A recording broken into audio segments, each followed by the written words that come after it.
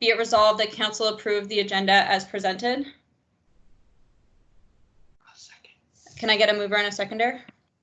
Right. Never mind. I assume the motion. Are there any amendments that need to be made to the agenda?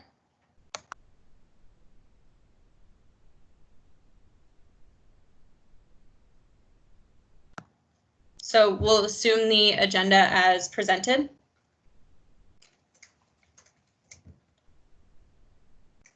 Oh, I see a hand.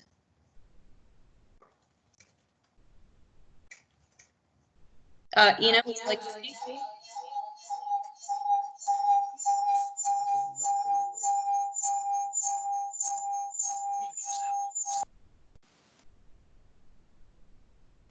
Sorry.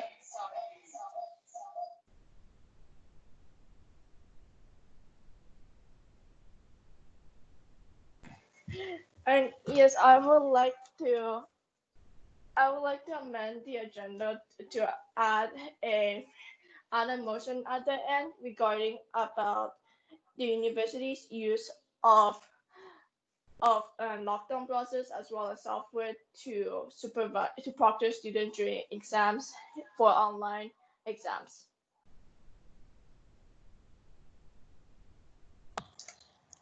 So this is for new business, Ina? Actually,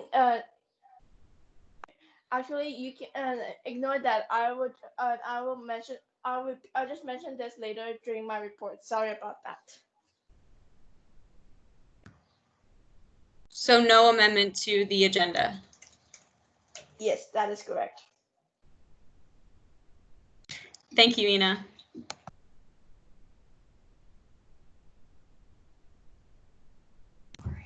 Any other amendments to the agenda?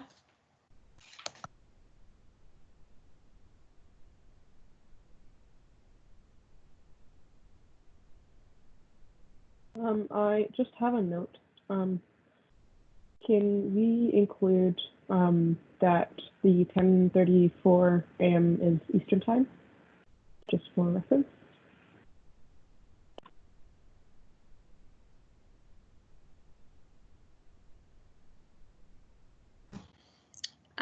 Thank you, Nada.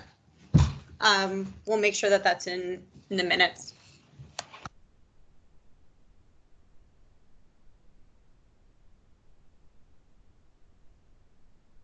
So hearing no amendments, I'll assume the agenda as amended. So we'll move on to approval of the minutes. Be it resolved that council approves the minutes from the March 24th, 2020 winter general meeting as presented. Were there any changes that need to be made to the minutes?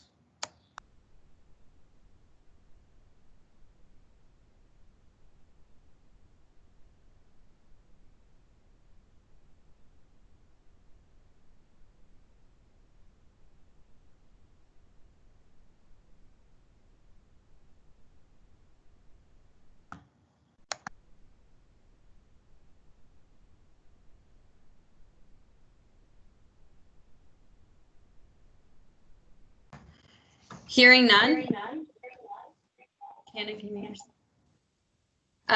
So we'll move, be it resolved that council approves the minutes of the March 24th, 2020 winter general meeting as presented. Can I get a mover and a seconder? Is now joining.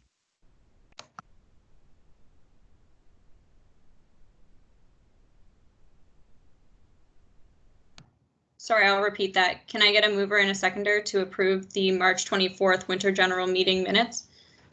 I'll second it, Abby. Thank you.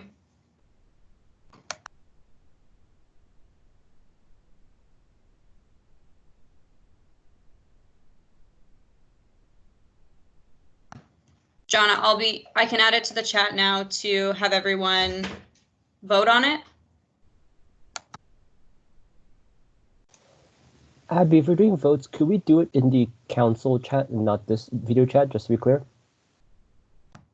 Sure, we can move over to the council chat in the Teams main channel. Again, if you still do not have access, please let me know or send me a personal message on Teams to have your vote noted.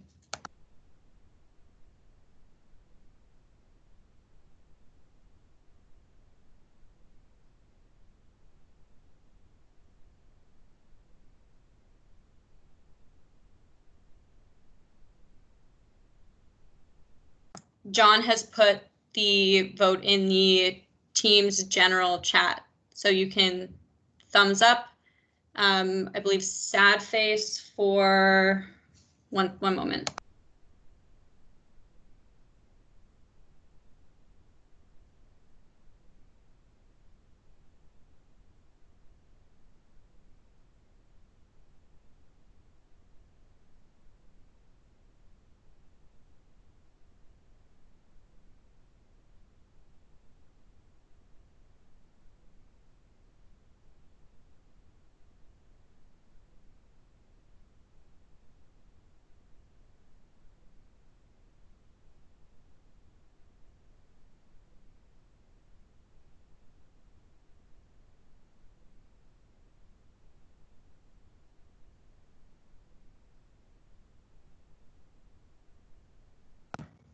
Sorry, everyone. So thumbs up for in favor, surprise react for against, and sad face for abstention.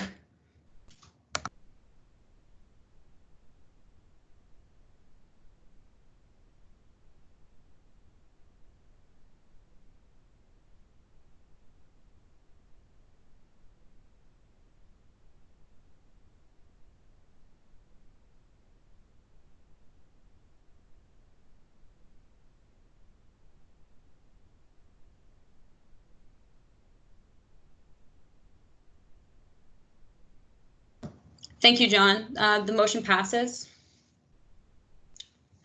We'll now move on to executive reports. Each executive will highlight a key aspect of their written report in an oral report that will last no longer than 2 minutes, to be followed immediately by a question period lasting no longer than 10 minutes per executive. You can find all of our written reports in Appendix A of the agenda. I will begin with my report. This week, there are a few things that are not included in my report that I'll speak to. I attended the Board of Governors meeting on Monday, and the thing that I want to highlight is the motion passed to approve our fees for this fiscal year.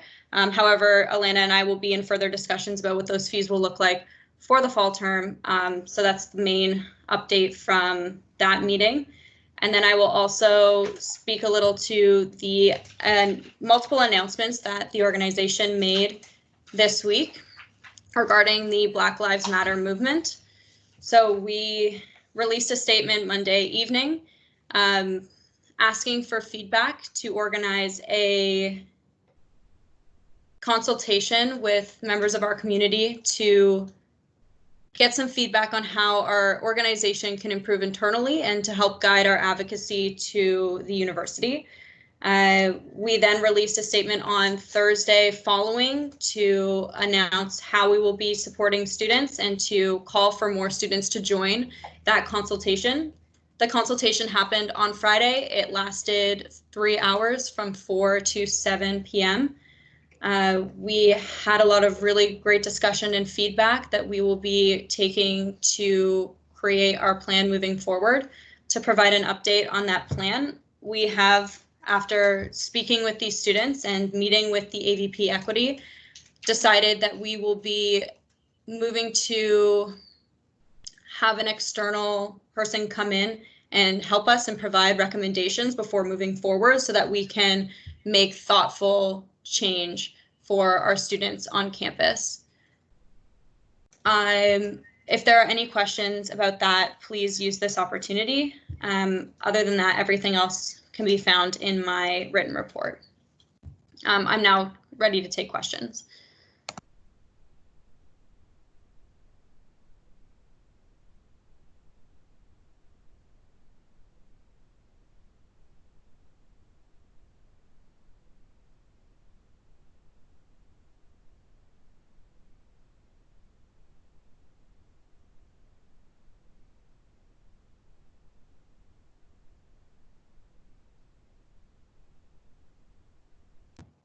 Edward, go ahead.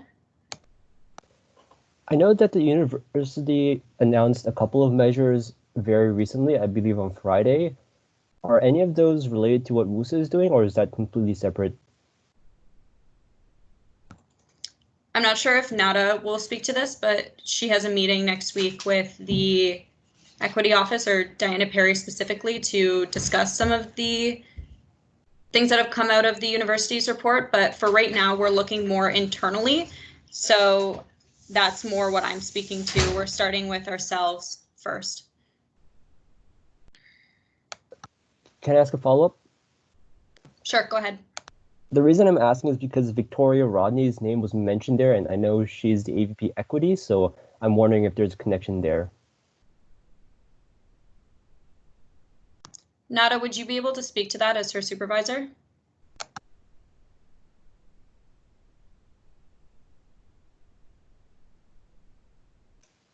I think Nada left the call by accident. Hello, sorry, technical difficulties. Edward, which statement are you talking about? I'll post in the chat, give me a second.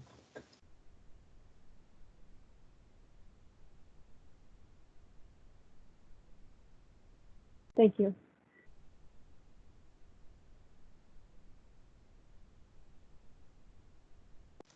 It was the news release in response to the change.org petition.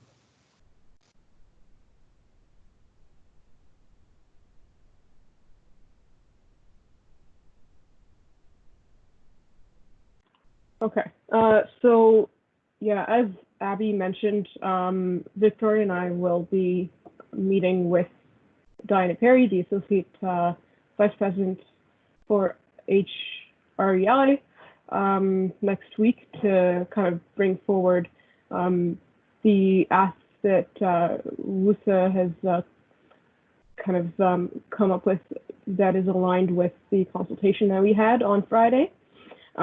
So I would be able to give you more details after that meeting. So if you'd like me to follow up with you, that is something I can do. Sure, thank you.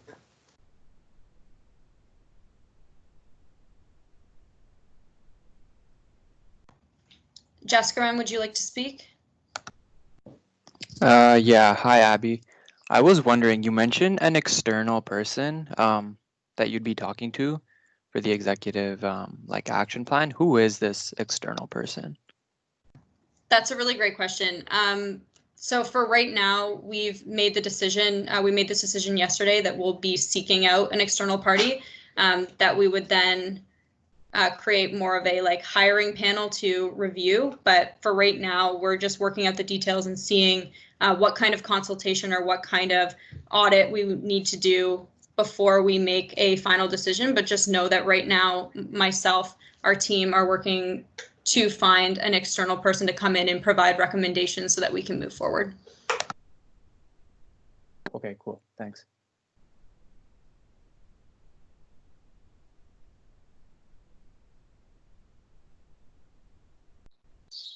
Oh, may I speak?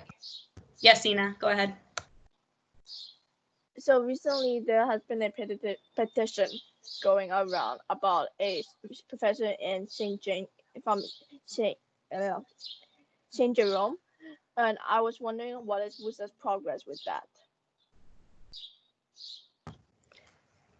So, Ina, I'm not sure if you know, but I speak to Chris Reed multiple times a week. I've had an opportunity to speak to Chris Reed about this, and unfortunately, it's out of the university's hands. If you're specifically speaking about BJ Rye, that is up to St. Jeromes, and I'm told that the president has had an opportunity to meet with, I'm not sure if St. Jeromes has a principal or a president, I can't remember what the term is, but they've had an opportunity to meet, and we can continue to put pressure, and I can continue to speak with Chris Reed, but from my understanding, there's not much the university can do in this situation, and it's up to St. Jerome's to make that final call. Okay, thank you for the clarification.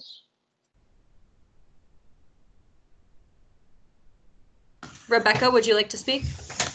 Yeah, thank you. I was just wondering if you had some sort of timeline for hiring the external person and kind of like a timeline for initiatives after that.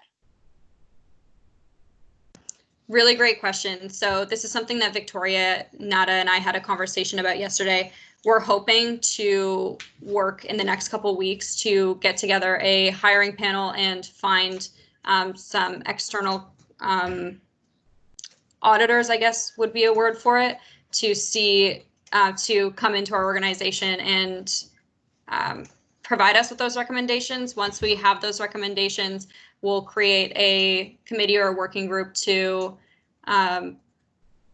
action on those items. My hope is that we can start to action on those recommendations by the end of the spring term, but we'll need to meet with that external auditor, whoever they may be, to create a clear timeline. But we'll be updating students throughout the entire process on all of our social media channels. So we're going to be really transparent about our actions moving forward.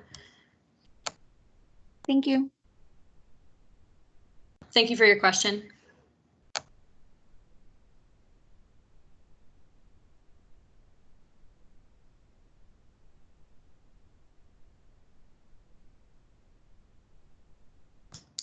Last call for questions before we move on to the next executive report.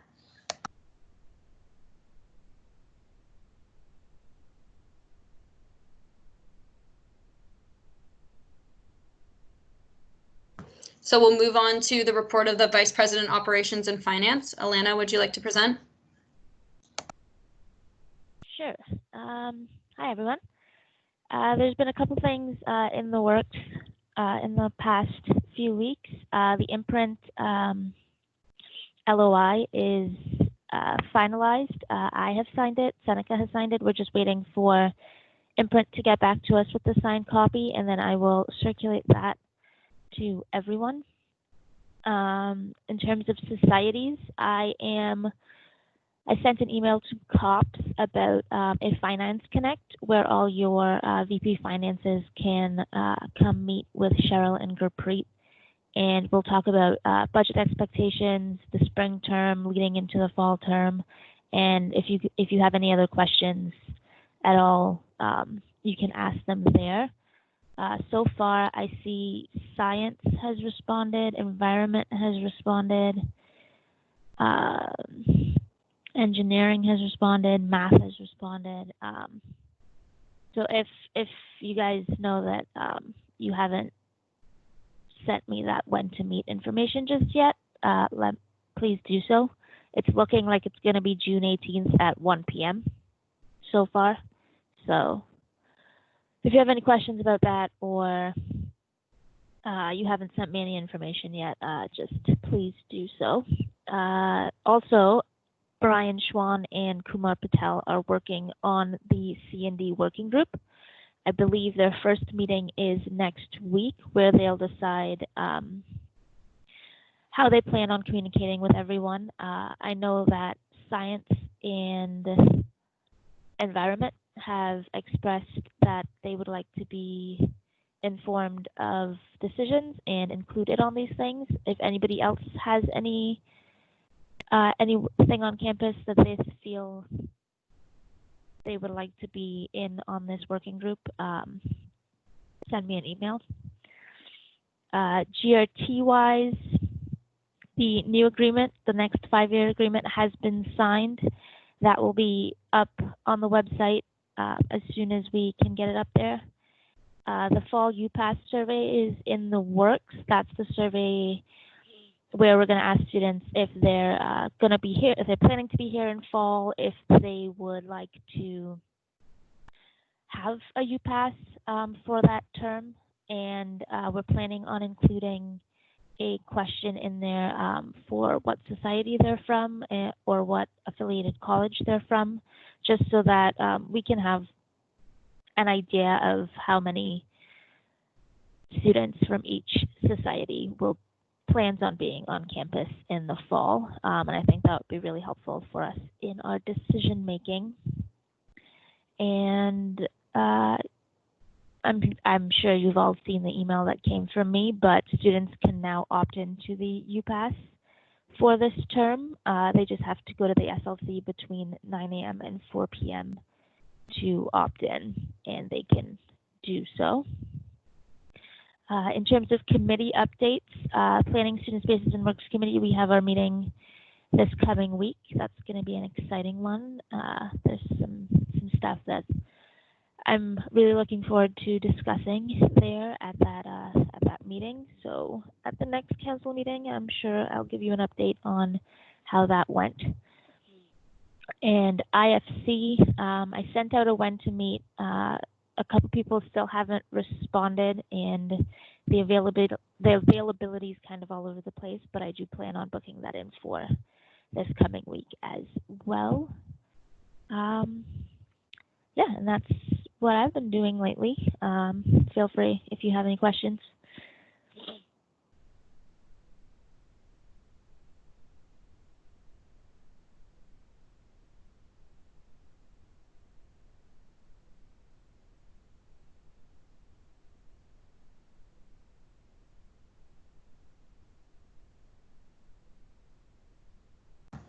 Cannon, you can speak. Alana, could you write a summarized report of what you mentioned in the council so people can go back and look into it more? Sorry, I didn't actually hear what you said. I was saying, could you, like, after this meeting, kind of just jot down the summaries you spoke about this in the meeting so people can review them later? Like, as a written report? Thanks.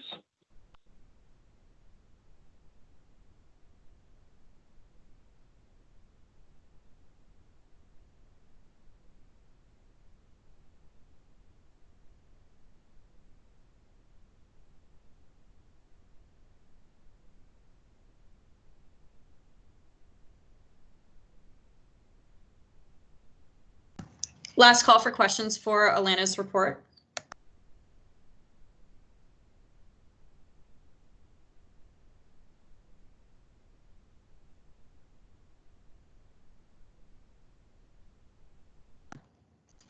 Hearing none, we'll move to the report of the Vice President of Education. Megan, would you like to speak?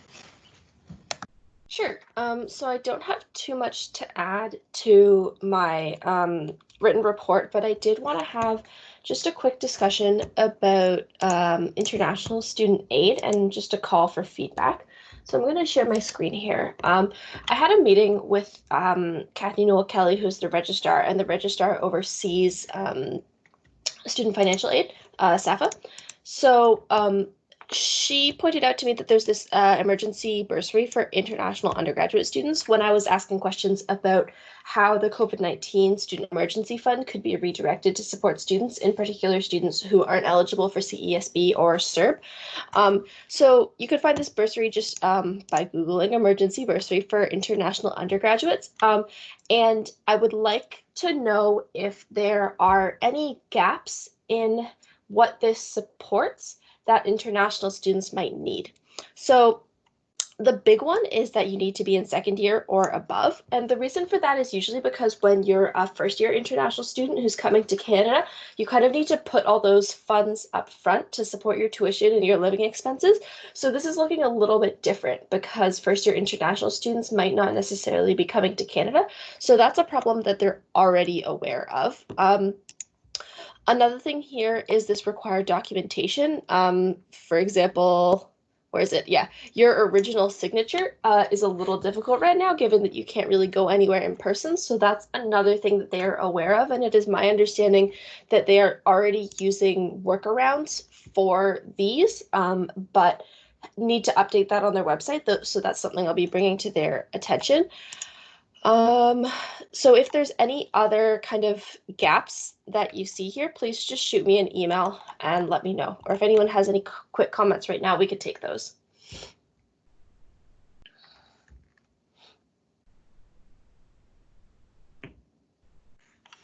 Cool. So then just another update on, oh, wait, was there a, John, was that for me? Question, yes. Yep. Okay. When was this fund created? I'm just wondering. When was this bursary created? Yeah. I'm not sure. I think it's been in existence for a while. Like it's not a new thing that they've created in response. Like it's kind of a regular regular fund that has existed. I see. All right. Thank you. Cool. So the one other update that I had for council was last council, we talked about making changes to EAC. So I've been consulting with the society presidents, and I'm going to be consulting with our student senators about what EAC looks like and how it can be effective. So I am not moving those changes yet for this meeting, but just doing a bit more consultation to gather my thoughts before I move them, hopefully for the next meeting.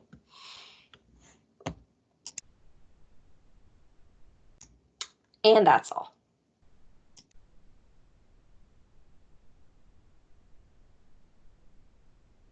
Edward? Going back to international bursary thing, there's a thing about the bank statements requiring either a void check or a bank stamped income statement. That might be problematic and might be worth looking into. Good point. Thank you.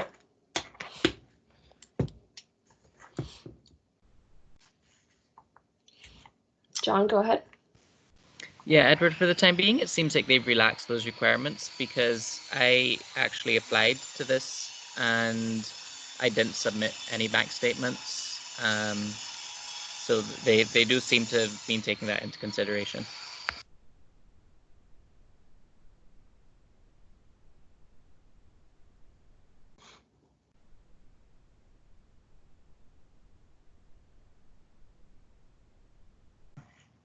Last call for questions or comments for the VP Education.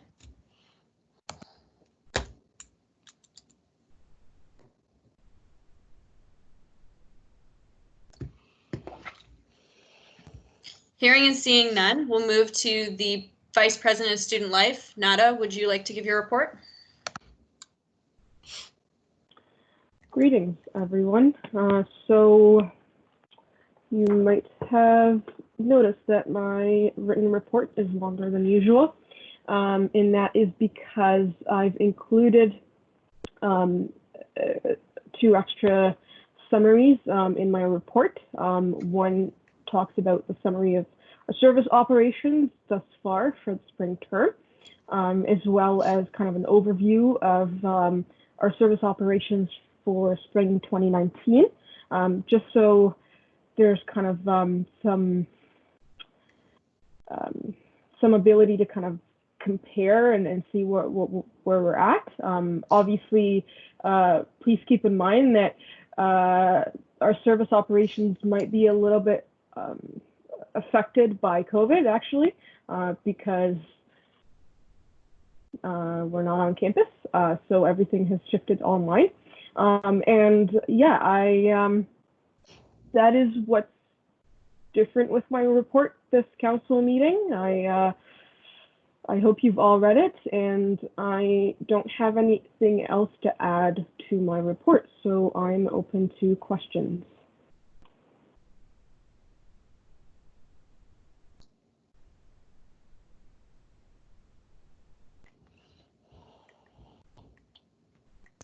Cannon, go ahead. I was wondering if you could provide a bit more update on orientation, like OSC meeting, and what was decided in that meeting. So the direction that we're headed towards is having a fully online orientation. Now, our orientation team and Becky are working on kind of coming up with the appropriate programming that is going to be online. And so more information is going to be available likely by mid-June, but we realize that this is a very kind of quick turnaround. So I would expect that we'd have kind of a better idea of how orientation is going to look like by the end of June. Obviously, we also know that the in-person component is very important, and so there are talks about having kind of an in-person component in the winter term when and if we're allowed back on campus. So that is still in conversation, obviously bearing in mind that a lot of our 1B students might not be on campus in the winter, just because that's when they start co-op. So I would urge you to follow up with me by the end of June. I will have more concrete information. This is a small follow-up and a kind of a comment. First, like, did we decide if the fees that's being charged or not? And secondly, I'm really saddened by how the university dealt with this entire situation, the unpreparedness of about orientation on their part, waiting this long, because when it takes 10 months to prepare an orientation, do you think 2 months is enough to prepare this orientation in such weird times? Yes, I hear you, Canon. It's obviously, it's hard to have to turn things around on such a small notice. About the fees, sorry, I was just reading the comment.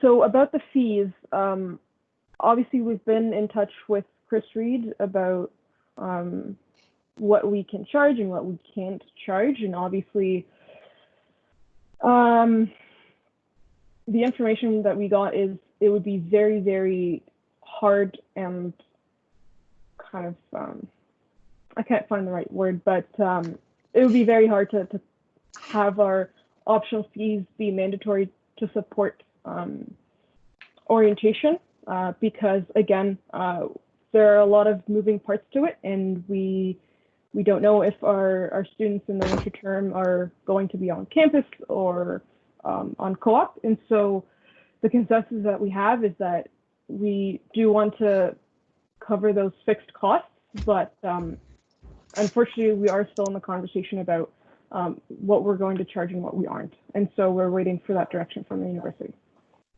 One last small question, then I'll keep my mouth shut for the rest of the report. Is because I know like orientation is run by RISA, so all the expenses technically are done by RISA. Is the university willing to put up funds to at least cover the fixed costs if they decide not to charge any fees? Because it is important for university to have orientation, and we have a department under for that. I don't believe that was discussed actually, so I can definitely relay that information and get a sense of how the university thinks about that. But yeah, thank you for bringing that to my attention. Thanks. Have a good day. You too, Kanan. I've added the speaking order to the chat. So Steph, you're up next.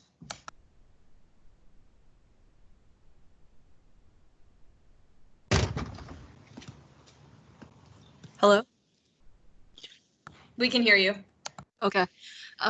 So my question is that, so a lot of orientation groups rely on additional funding from the faculty endowment funds, but they usually have restrictions as to how that funding is going to be spent.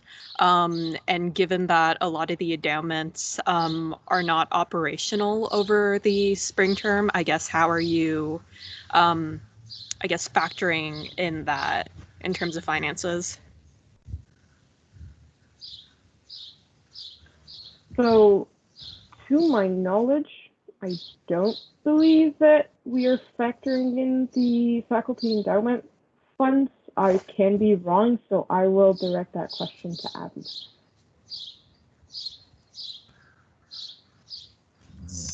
My understanding of the budget that's being created right now is we're not factoring in the endowment funds because normally we would use, or some groups would use the endowment funds to purchase things for, say, the orientation kits.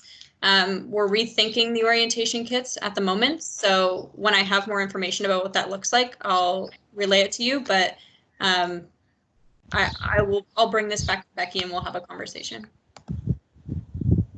Okay, thank you.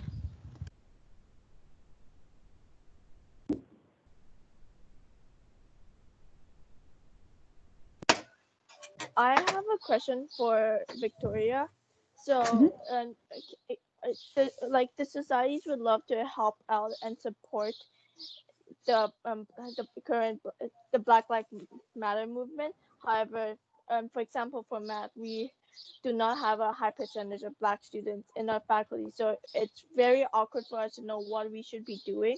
And could you, whether or not create a consultation session with our VP internal or presidents to that and teach us how we can help and be a supporting ally. Yes, that's an amazing point, Ina. Thank you so much for raising that. We are looking into including the societies into the conversation, because obviously the societies are a great part of WUSA, as well as council, as well as board. So I will definitely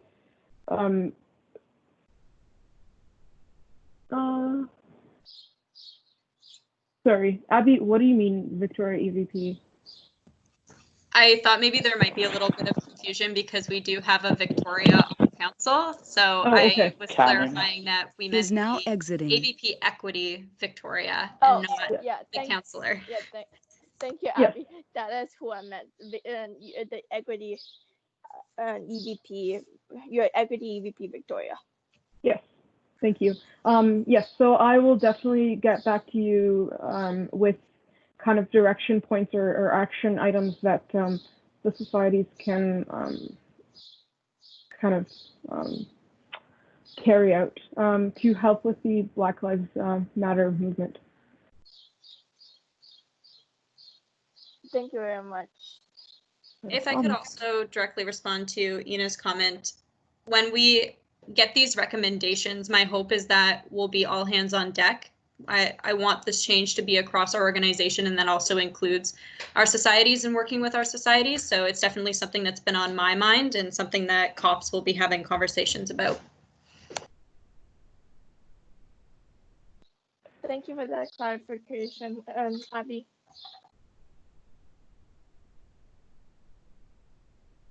Chanel, did you have a comment you'd like to make? Yeah, so just around the orientation information that was mentioned, we've been doing like interviews for spring hiring recently, and in our communications, or like as we're talking to like interviewees, all we're saying about spring is that we really don't know and we can't confirm anything. So I'm just wondering, for all the information that we've heard about like how spring is going to look and whether or not it's confirmed, is that something that we want to keep like in student societies, or is that something that is open to the public now?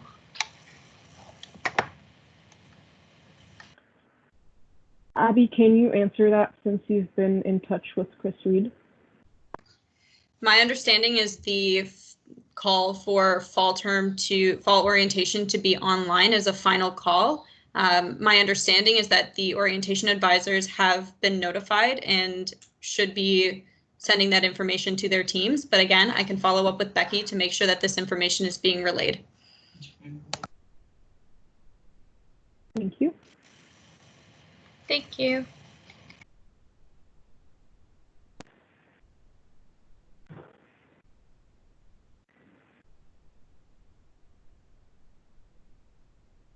I believe, Delaney, you had a question. I did. Thank you. I wanted to jump back a little bit to what you were talking about for orientation week.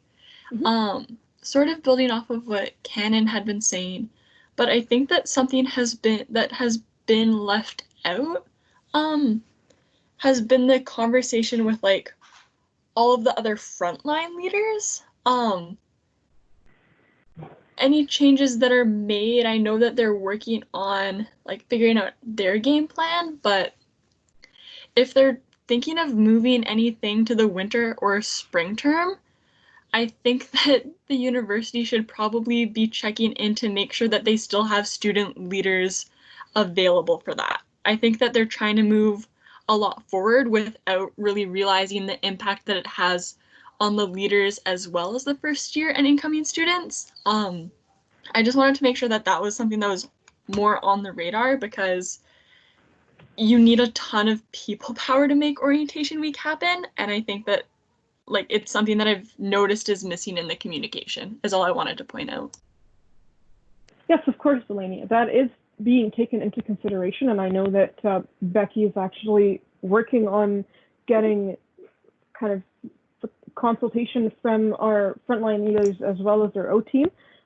So yes, that is being taken into consideration. And of course, we won't have an orientation if we don't have student leaders, because we can't, right? So yeah.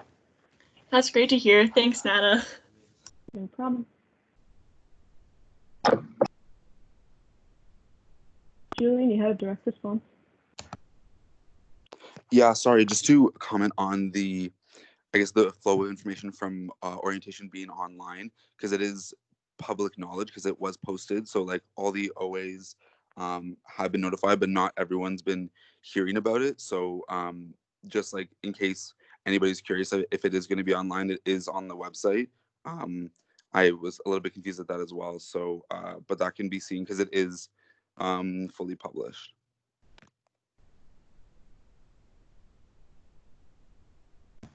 Edward, would you like to speak?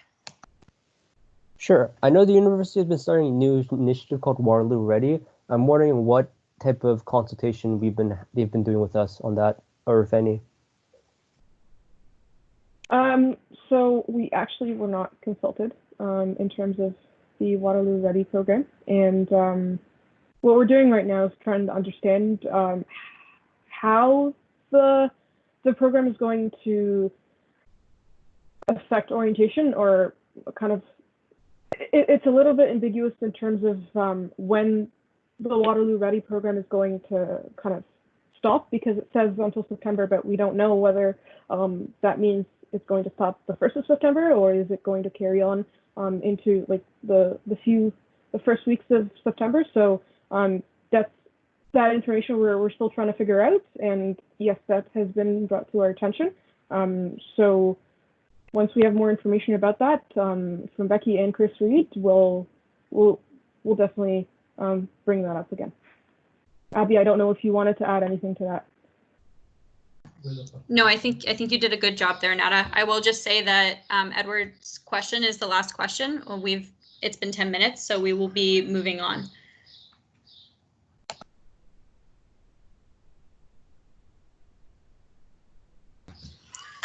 So thank you, everyone. We'll move on to the Board of Directors report.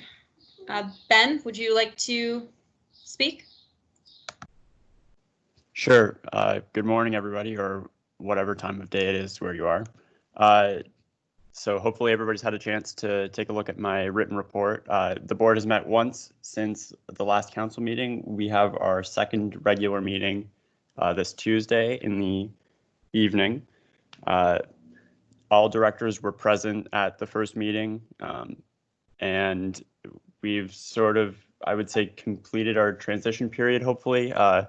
We've elected directors to the chair positions for ARMC, or Audit and Risk Management Committee, and Executive Structure Review Committee, John Hunt and Alexander Eyre, respectively. Other than that, well, there's nothing other than that. If you have any questions, ask them now, or please always feel free to contact me. Thanks.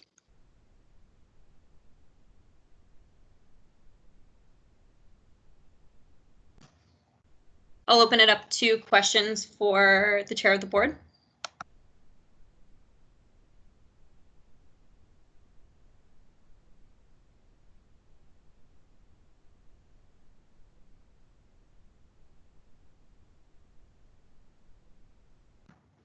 Hearing and seeing none, we'll move on to our representative reports to be delivered orally, or please remember that you're always welcome to submit a written report at the call for agenda.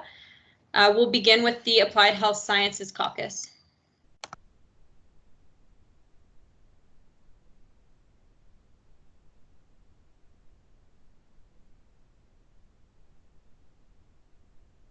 Hi, Marie from the Applied Health Sciences Caucus.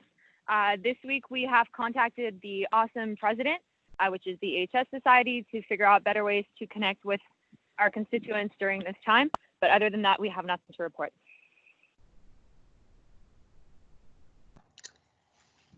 Are there any questions for the Applied Health Sciences Caucus? Cannon, would you like to speak? From what I heard, Awesome didn't have a president this term. Is that not correct? We have contacted multiple people on their leadership from what's been posted online. So the first person we contacted was the president. We haven't heard back yet, but if we don't hear back, we'll keep contacting other people in their executive to make sure that we do get an answer at some point, even if it's just a future contact or a date where we'll be able to contact them for working with them throughout the spring term and the fall all the way up to winter.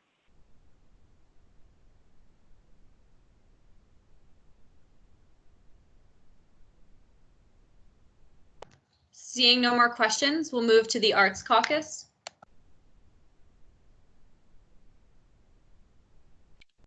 Hi, everyone. So some things that we're working on as arts counselors is we're trying to get a survey out to our students in the next couple of weeks regarding how course deliveries have been going online and seeing any feedback that they have for improving those.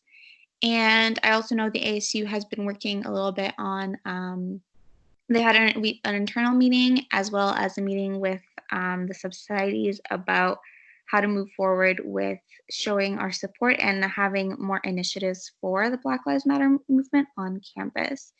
And I think we've also been trying to get our social media set up so that we could use it more effectively, but I think that's it unless anyone has anything else to add.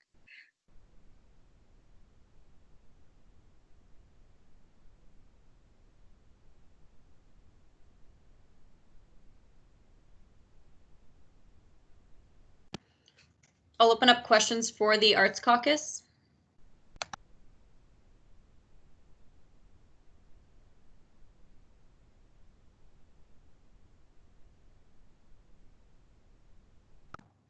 Seeing none, we'll move to the Engineering Caucus.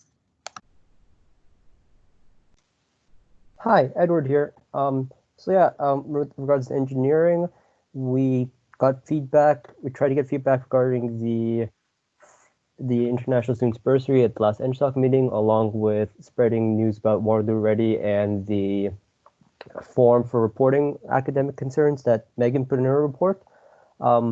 Besides that, we received an email from constituent in regards to online proctoring software and concerns over that. And that's it from my side. If anyone else from the Engineering Caucus wants something to add, go ahead.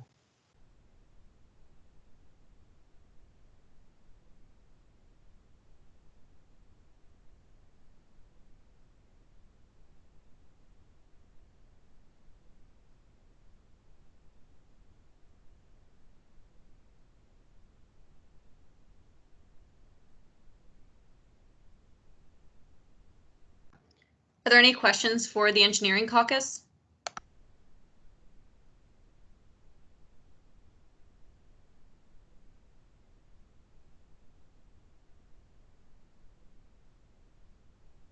Seeing and hearing none, we'll move to the Environment Caucus. So the Environment Caucus is ESS is having a meeting with UW Base and UW ASA tomorrow to talk about how to better address the Black Lives Matter movement and also to offer support for our Black students, specifically our Black environment students. If any applicable information comes out of that for the other faculties, I will be sharing this with the Committee of Presidents, and also Environment Resources and Sustainability Studies has 3 courses rolling out, so we're just going to be advertising that. And then Steph also has some updates. Hi. We were keeping tabs on changes to the academic schedule that were occurring kind of on and off during. Sorry, I can hear myself. This is a weird delay.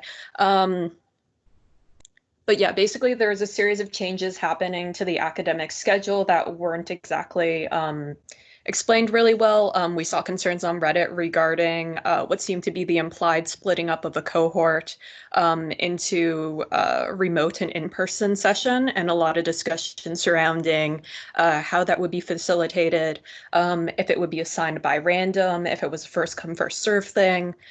We understand that everything is going to be online now, but we're still keeping tabs on whether or not that could be a possible social distancing measure in the future, because a lot of concerns from our community have been raised surrounding this. Yeah.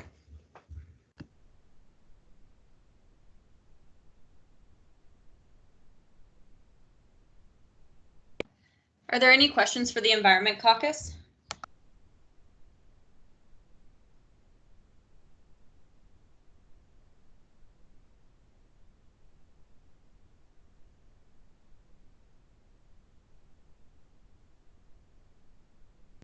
Hearing and seeing none, we'll move to the Mathematics Caucus. Hi, good morning or good night or afternoon to everybody. And so in terms of the society Mathsox report, we restarted our mental health blog, working with the senior online learning assistant with the faculty. So that's what you've been seeing, quite a lot of like mysteries. And then my events team under my VP internals has been working very hard to prepare weekly events. And in terms of budget wise, we've had a budget meeting a few weeks ago with all the program clubs that would like to continue doing events. And then similarly, on the other hand, and we recently just had our latest council meeting where we discussed about Mathsox involvement and support for Black Lives Matter, as well as a few academic educational advocacy issues.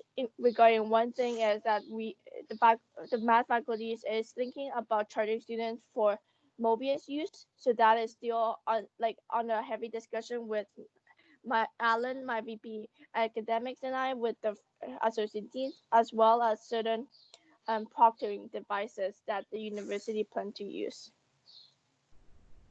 And if anybody else from the caucus would like to add on,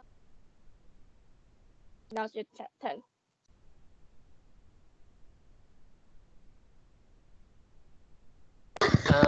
Can I speak?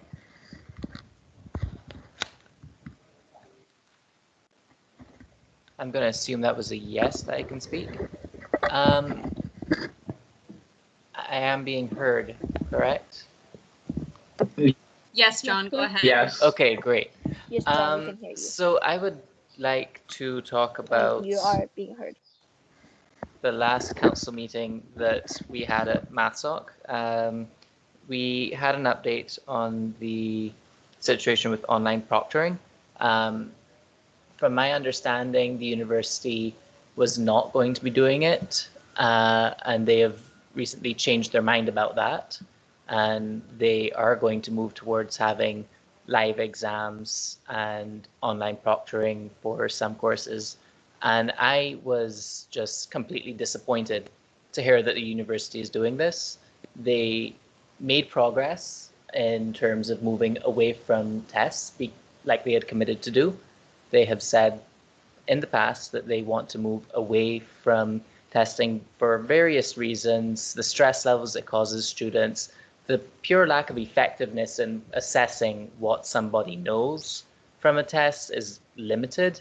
And it's just disappointing that the university made steps towards alternative assessments because of COVID. It's sad that it had to come because of COVID. But the reality is they made those steps and now they found a way to move backwards. And it just saddens me that the university can make a promise, move forward on that promise, and then move backward at the first chance they get.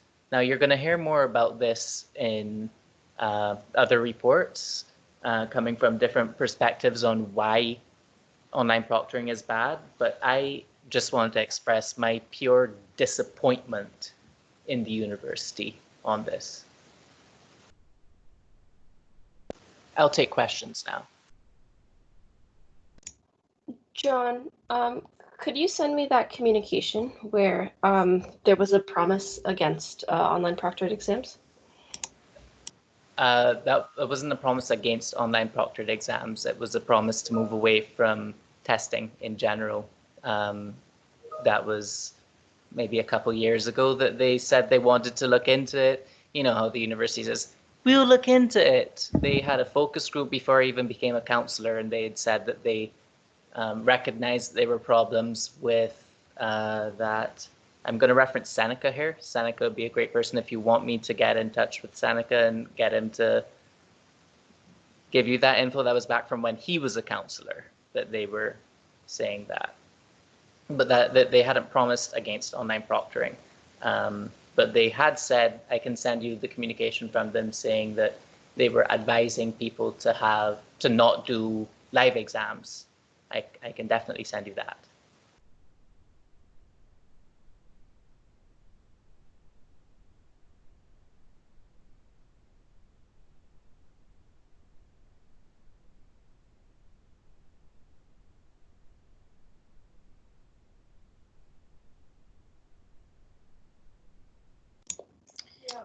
It looks like Delaney has a direct response. Thanks, Abby. I've been hearing some concerns from students about online proctoring already, and from the invasion of privacy perspective, I don't know how much has been released on, and I haven't looked into enough to know what type of spyware or online proctoring they're using, but in looking into this, is there a way to figure out or like have it effectively communicated if they are using spyware to allow students to fully understand what they're giving like their teacher access to? I've heard a couple of things. Canon is now joining. Okay, sorry. I've heard a couple of things where professors this term are giving like different proctoring options, but I don't, because I'm not on term this time, I didn't know how far it's gone across the different faculties, if that makes sense. I guess my overall question is like, with this online proctoring software, what are we actually giving professors access to? And how are professors communicating that to students? Like, was that covered in the memo, John? Sorry, Delaney, can you just repeat that? Sorry, I'm sorry. It's all good. I went in a circle of it. When they're looking into the proctoring software, has there been any communication about what the software is giving students access, giving professors access to when watching the exams? I know the exact person to answer that question. Vincent, would you like to do that? Yeah, sure, I can answer that. Can everyone hear me? Yep.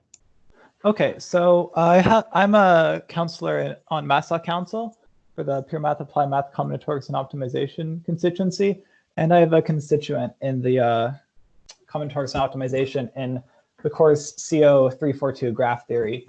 At the beginning of the term, there was just an attachment on their syllabus that said we'll be using some kind of online proctoring. It didn't tell them what kind of software we'd be using. All it did was listed the system requirements that students would need to have. These system requirements were very restrictive in terms of what operating systems were supported. At the time, my constituent didn't think anything of it till I reached out to her asking if she was in this course and if they were using the software when I heard about it at Math Law Council. She shared with me the list of system requirements, so I looked them up, and it's an application called Proctoring, which has not yet received approval from the university for use. So I find it quite concerning that, you know, I assume they list the only pieces of software that match the system requirements are Proctoring and a similar application made by the same company for surveilling employees.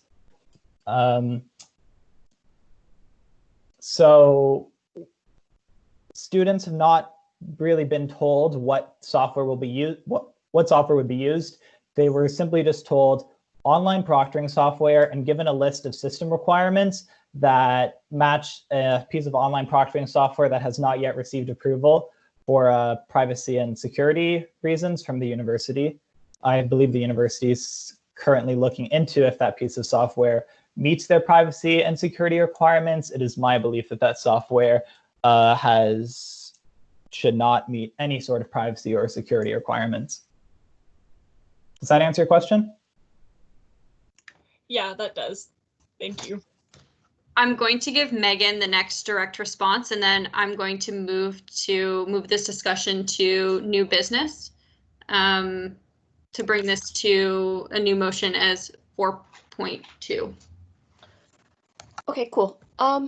Yeah, so this is something that I am aware of. I was a bit proactive in this regard. If you look in my report, I did already have a meeting with the Center for Extended Learning about online proctoring software. So what it boils down to is that the university has been looking into online proctoring software for a long time. Most other universities do use this in some form or another.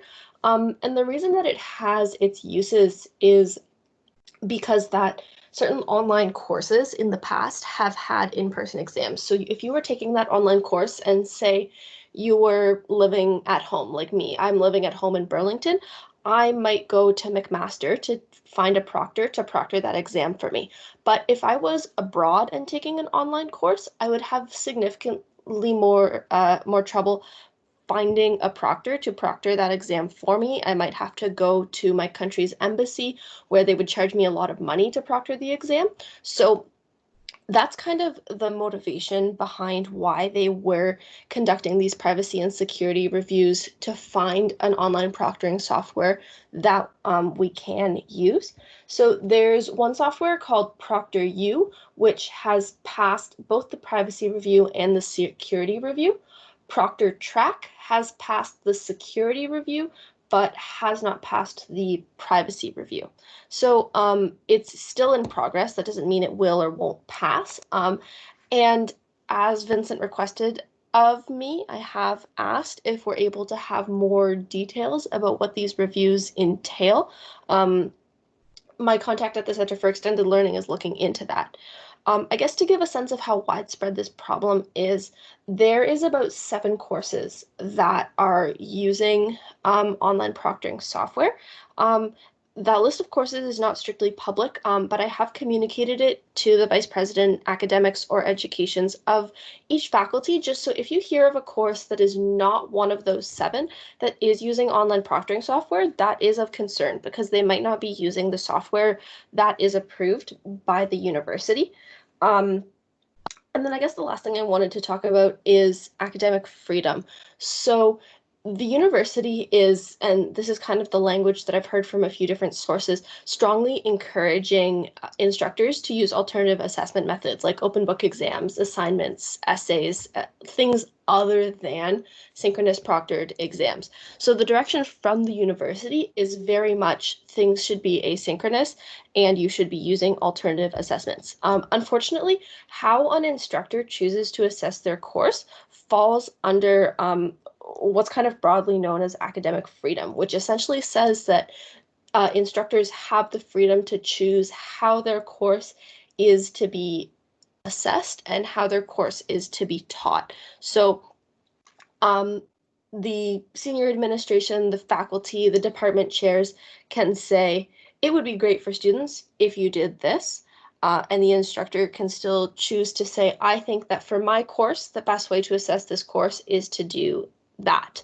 So it's an area of ongoing discussion, and I'm hoping that adding student voices to this conversation will help reinforce what the university is already telling students. I do support Abby's motion. In fact, I will move it right now. I move to move this discussion into new business and to move with it the existing speaking list. Second. I second that.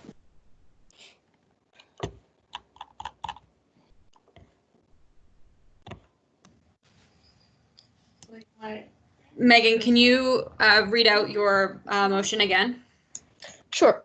So I would like to move the discussion on online proctoring software to new business and carry with it the existing speaking list, which I believe presently stands at Stephanie for a direct response, and Carl for a direct response, Vincent for a direct response, and then Julian for a new point.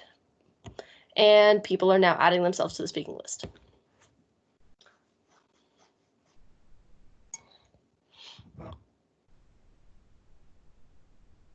Great. So councillors, I've moved the motion into the council teams. So be it resolved, council moves the discussion on online proctoring software to item 4.2 of the agenda and carry with it the current speaking order.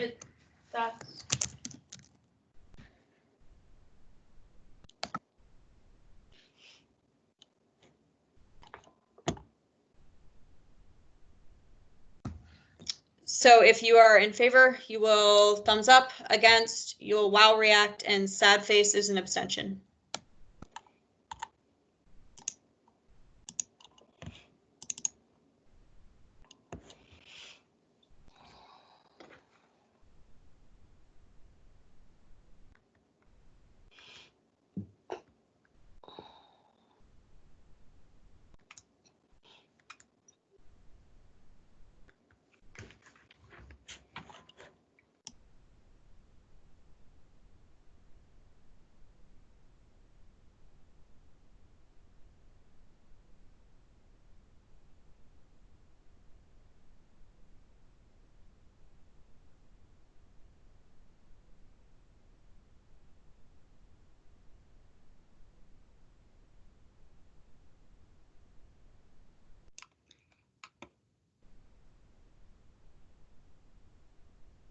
Point of clarification, where is, I somehow lost the chat where voting is happening? It's in the general council teams chat. Okay, thanks, Abby. You're welcome.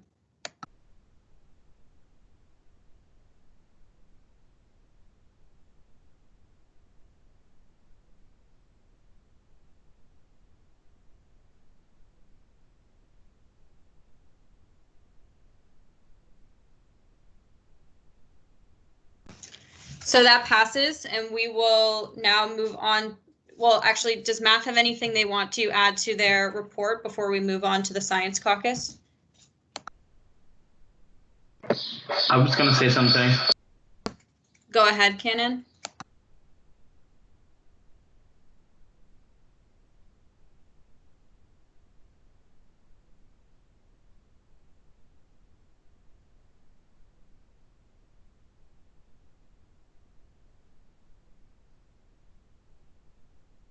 Oh, sorry. I thought I unmuted myself, but apparently I didn't. So from like my side of visa, I've been transitioning into my role as the vice chair of BSE, and I've been trying to catch up on the fee review, which was initiated last year, to see what fees should be mandatory, what should be optional, and what should be voluntary and tax deductible and all that stuff. On side of advocacy, I've been working with the Faculty of Math Wellbeing Committee, which is and representing undergrad students there, and I use the data from the survey from the spring term about how students are feeling about this online term, what kind of issues they're having, and how we can make sure that those issues are kind of addressed before the fall term starts. I also I'm trying to figure out a survey with MathSoc about certain expectations for fall term, because the business survey was before the spring term started, so things have changed a lot after that, so it'll be good to have new data for that. And lastly, for orientation, as a math O team member, I'm trying to figure out what online delivery will look like for math, because of the huge number of international students we have who might not be able to come, or the time differences between Canada and their home country. And I would just like to point out that I'm saddened by how the university didn't communicate how Waterloo Ready, the program they're using to help transition students into the university, will work with orientation programming. It feels like they're two kind of standalone programs which they're trying to merge now, and it's really sad to see that student input was not taken into this while they were considering this.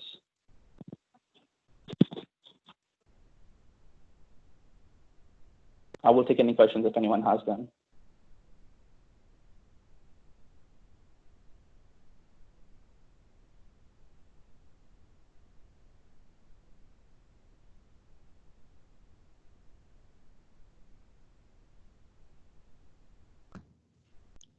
Hearing and seeing no questions, we'll move on to the report of the Science Caucus. Hey everyone.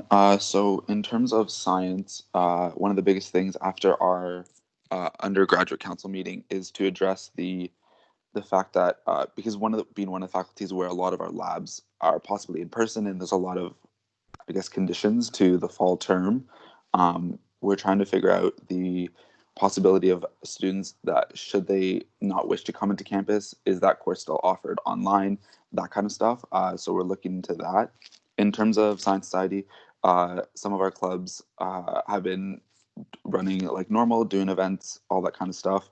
We're working on like mental health projects that we're going to do every week, and kind of focusing on the, I guess, transition to the fall term now that it's going to be online, because it will be a big jump for some of our departmental clubs. Yeah, I think that's it for science.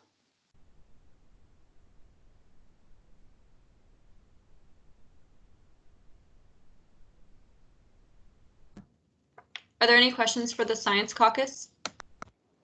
Just on that note, it is my understanding that students who do not wish to come to campus or are not able to come to campus are required to be accommodated, but I don't think that that has been communicated very clearly, so it's something that I have already asked that it be communicated, but as of yet, we haven't heard anything. And Megan, does that include labs? Because I know for a course it is possible to do so, but for labs it is very it's very tricky to get the learning across in an online format. And I'm just worried that if some students are forced, like say a lab, it's mandatory for you to come to campus because it is a chemistry lab, you need to do chemistry. I'm worried it's going to impede in some students. It's going to be really difficult, especially for some international students. Yeah, that's a great question. And I think more detail about what accommodation might look like should be made clear. Some of what I heard is that accommodation might look like taking such a course in a different term. And the goal of, like, if you are, for example, taking the course component in one term and the lab component in the next term, would be not to delay your academic progression, but still to accommodate you having those learning outcomes. But again, they haven't kind of set those things in stone yet, so it's definitely an area for continued discussion. Great, thank you. Nada, would you like to speak? Yeah, I just had kind of a comment / maybe an action item.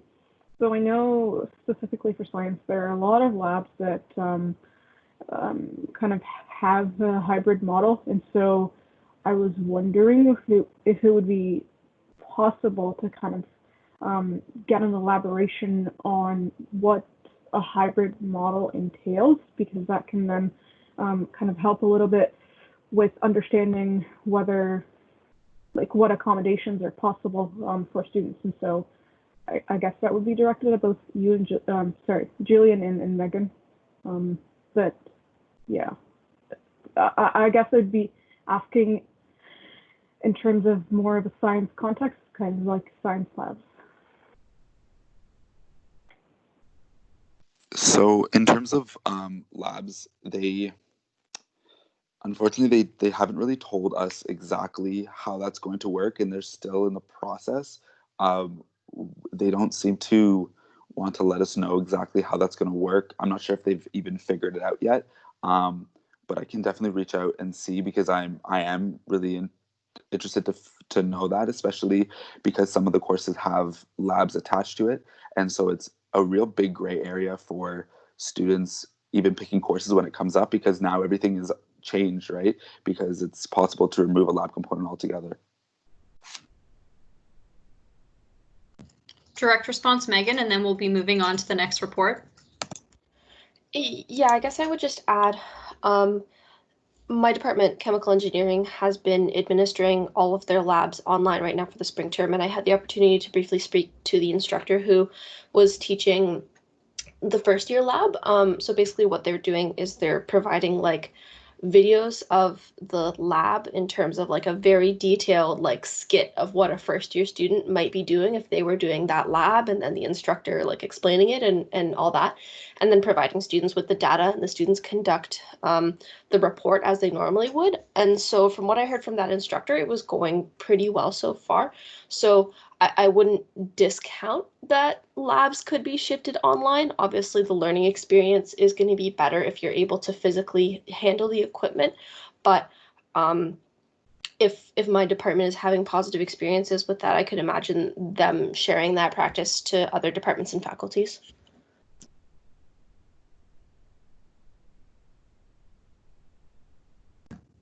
Amazing. Thank you both.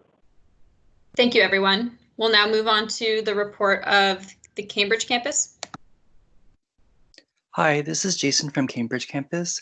So WASA, the Waterloo Architecture Student Association, had their first meeting last week. And since this position is traditionally unfilled, I'm kind of like new to their council. So I was introducing myself and letting them know that WUSA is a resource that they can go to.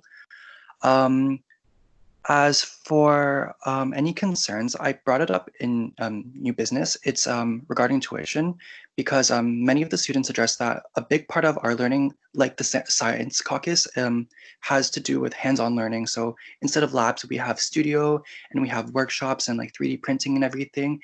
And we just believe that if it's an online term, we just don't get that full experience, because a lot of our learning process comes from hands-on learning. So that's a topic of discussion I want to like have in new business. And yeah, that's all I have.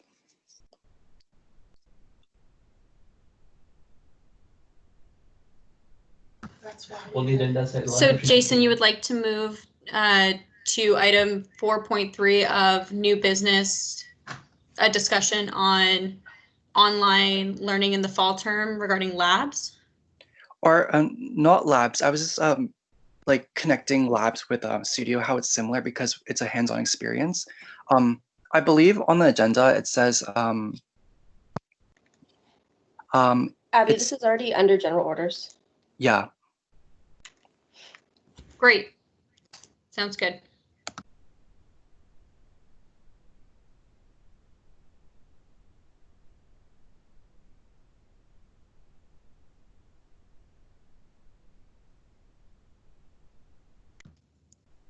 Are there any questions for the Cambridge campus? Cannon is now exiting.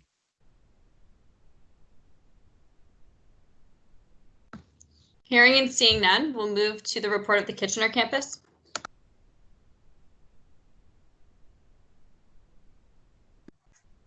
Hi everyone, it's Amanda from the Kitchener campus. So updates from our campus is it seems like most of our students are starting to settle into what online courses are looking like. We've had a lot of positive work from different student organizations and different members of our community. So we have an online running group going on and an online codenames tournament, and it's really helping students stay connected throughout these online courses. On our campus, we have a staff member who has been doing regular surveys of students, seeing how we're handling online courses, Unknown participant is now joining. Things like that. And that's been really helpful for us because they've actually been listening to the feedback we give them, and then they've been customizing things accordingly. So when the plan came out for fall term, they announced that they would be running some of our labs and practicals on campus, so we'd still be getting that hands-on experience before co-op. And overall, I think that's been a really positive experience. And then just the final comment, for us, we've always wrote our exams on our computers through a program called Exemplify. So overall, testing for us hasn't changed very much, and everyone seems to be approaching it pretty well. Does anyone have any questions for me?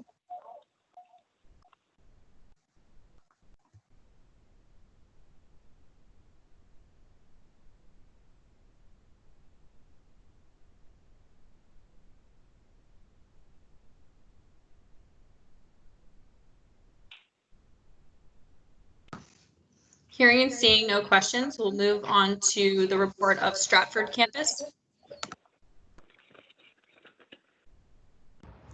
Hi everyone, hope you're all doing well. There's just like a few concerns that some of the GPA students are facing right now. They're all just concerned about how the projects and stuff are going to be accommodated because we have multiple like access to different resources in the Stratford campus. And because everything's switching to online learning, everyone's kind of just wondering what that's going to be like. And I'm in contact with many of the professors to get like a general understanding of how certain courses that need certain equipment for students who may not have access to it easily, like how that is going to be accommodated. And majority of the students are just very concerned about the tuition prices because it's not really changing, and most of that money would go towards all the resources and stuff that we have. So everyone is just kind of like, they just feel like it's unfair that they still have to pay full tuition when they're getting very limited GBDA experience. That's it.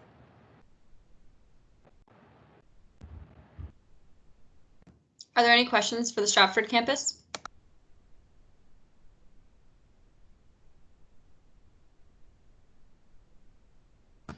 Hearing none, we'll move to the report of St. Jeromes. Hello. So right now on St. Jeromes, as you may know, there's the issue with BJ Rye. Right now, the Students' Union and many people on campus are definitely not okay with the situation and are pushing for advocacy for more diversity and inclusion on campus. Specifically, the union on St. Jeromes has been working towards a new project that the University of St. Jeromes is holding, which is the Equity and Diversity and Inclusion Working Group, and we have hired 2 student representatives to be on that, and we have advocated for those students to be paid. However, we are continuing to do and look into different measures on how we can include more diversity and more justice for students on campus. Nada, you have a question? Yes. Would you be able to tell me who else is on that working group other than 2 students? We are still in the midst of deciding which students we are hiring. So communications on on who the students will be should hopefully be coming out in the next week or so. So like this coming up week. But as of now, I would not be able to tell you. Okay. As a follow-up, would I be able to ask you to follow up with me on that? Yes, I can definitely follow up with you on that. How would you like me to follow up with you? Just email me. Okay, perfect. Thanks, Chanel.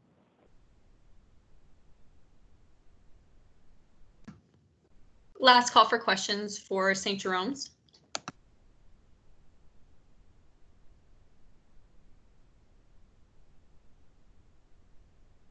Hearing and seeing none, we'll move on to the report from Renison.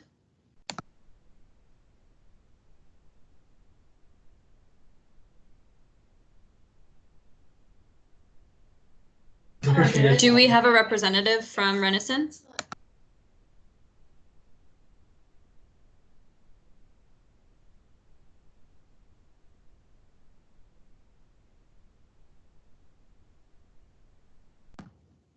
Hearing none, we'll move on to the Officers of Council reports, beginning with the Speaker's report. So I have a few items that I'd like to quickly chat about.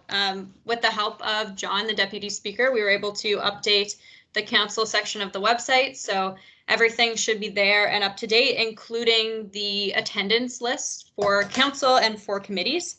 So if you notice anything on that website that isn't correct, please let myself or the Deputy Speaker know so we can get that in and resolve the issue. I'm working right now with our marketing department to think of strategies to improve council engagement. So if anybody has any thoughts, if you would like to provide those to me via email or Teams chat before Wednesday the 17th, that would be helpful though, so I can take those thoughts into the conversation. And then finally, please consider submitting a written report to council before at the call to agenda. There is a template available in the general Teams files that you can download and update and send during the call for agenda. So I just thought I'd bring that to everyone's attention if you would like to start submitting a written report. Are there any questions for me? Ina, would you like to speak?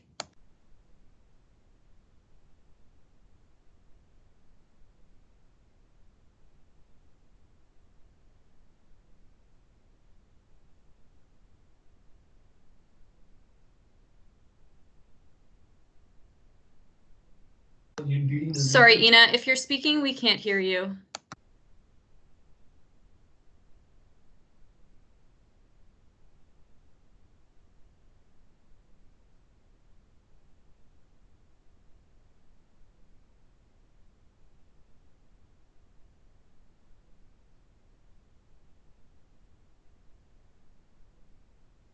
Unknown participant is now exiting.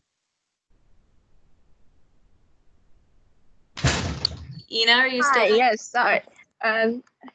This is still Ina, not Canon. And just saying, like, in case, could you just, when sometimes some counselors, new counselors might worry that there might be events happening after they submitted the written reports.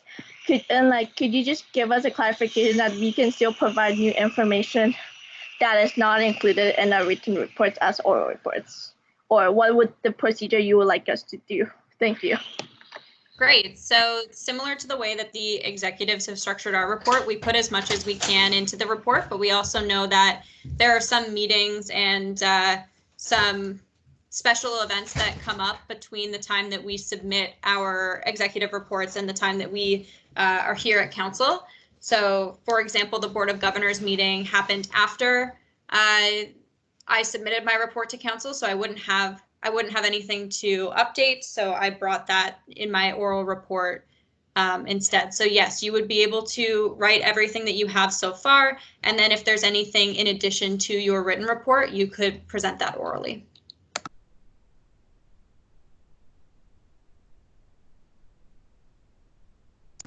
Are there any further questions?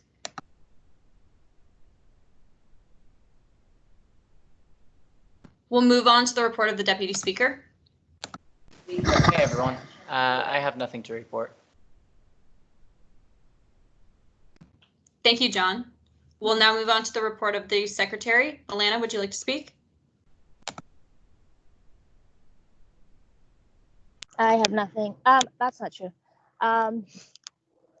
Moving forward from today, we have Michael Smeta will be joining us at our council meetings, and he will be helping me with the minutes for the rest of this term.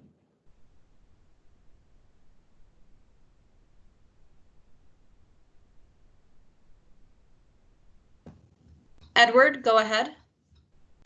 Is this the new hired secretary for the corporation or for council? No, we've shifted around some responsibilities in the organization just due to COVID, having some things just moot and not necessary / not existing anymore. And Michael has a unique set of skills in terms of knowledge of the organization. So he's just going to be helping Abby and I out with some responsibilities. Unknown participant is now joining. So yeah, Michael is just going to be helping us with Abby and I with certain responsibilities for the rest of the term. But corporate secretary is on the agenda in terms of budgeting sometime in the fall, probably for winter term. Edward to provide some extra detail. Mike's title at the moment is Executive Assistant, so he will be helping us with some of our administrative tasks.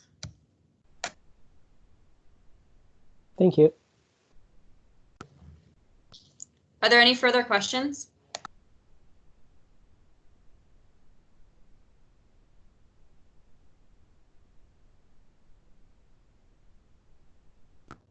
Hearing none, we'll move on to standing committees or commissioner reports.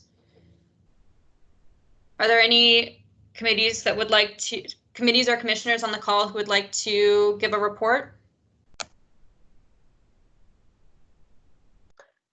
Can I pose a question to Council, Abby? Of course, Megan, go ahead. So I was planning on asking my commissioners, or well, my AVPs, to prepare some materials for council once termly. Would students prefer for that to come to the July meeting or the August meeting?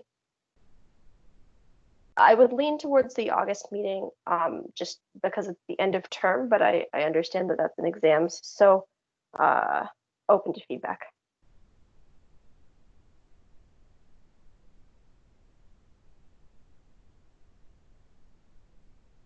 Stephanie, would you like to speak?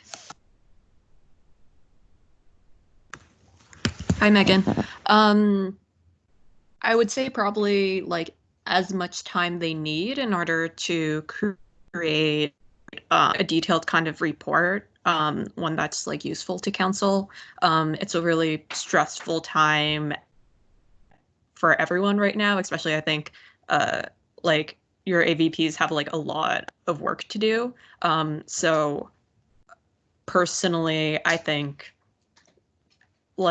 August or July or whenever is fine, as long as we get it by before the beginning of the next semester.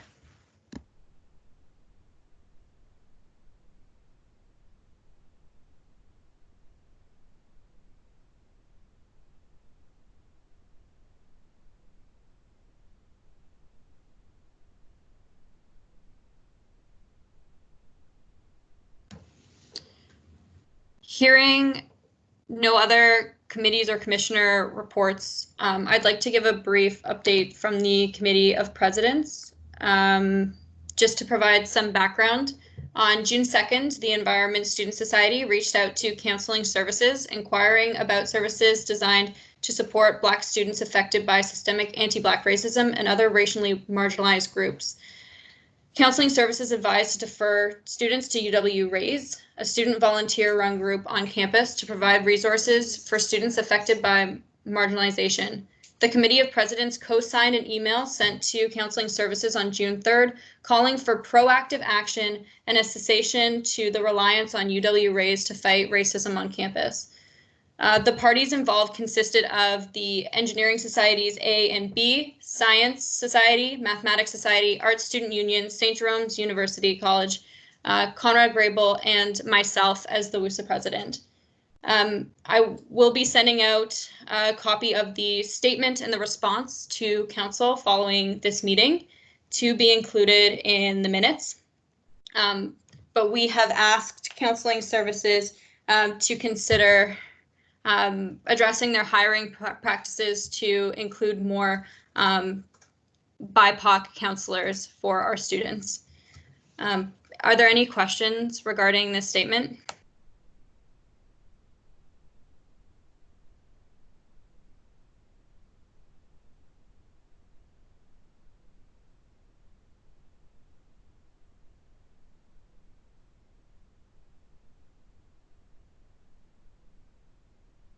Can we also include? Seeing and hearing no questions from this report, I don't see any other committees or commissioners who would like to provide a report. So, John, can you correct me if I would like us to take a break before we move to general orders? Do I have to motion for that?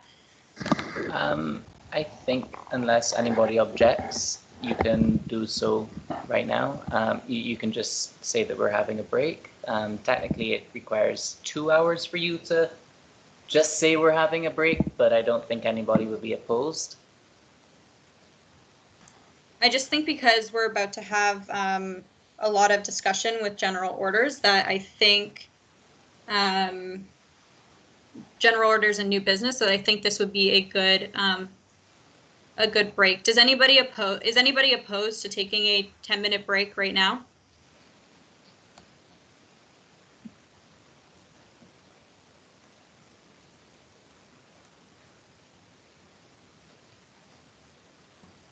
Hearing none, could everybody come back to the meeting for 12:20 for All us right. to resume general orders?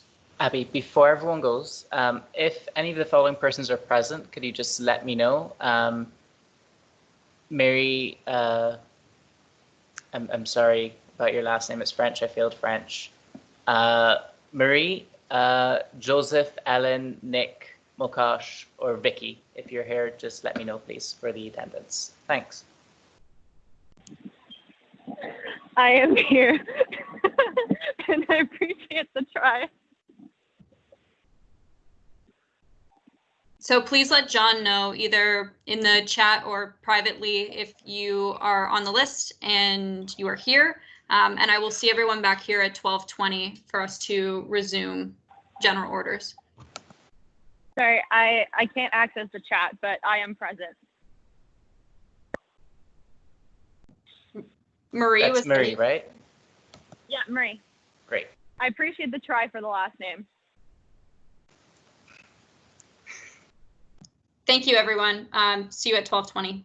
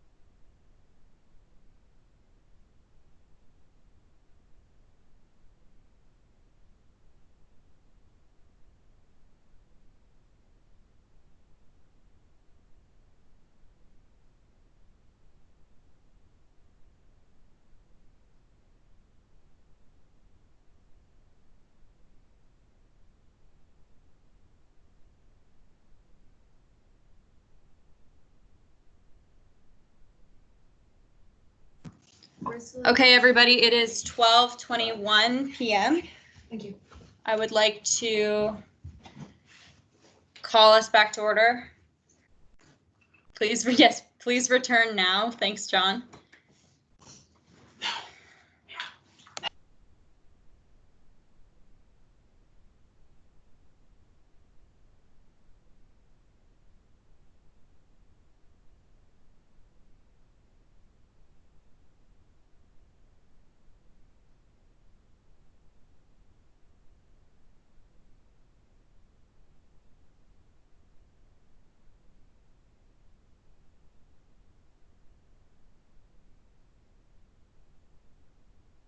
I'll give everyone one more minute to come back into the meeting.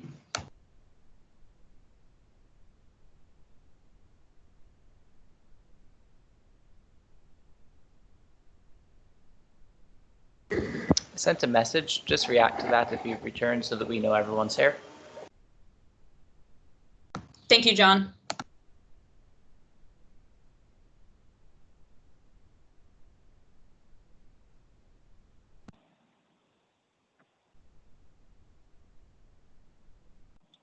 I can't react, but I have returned. This is Marie.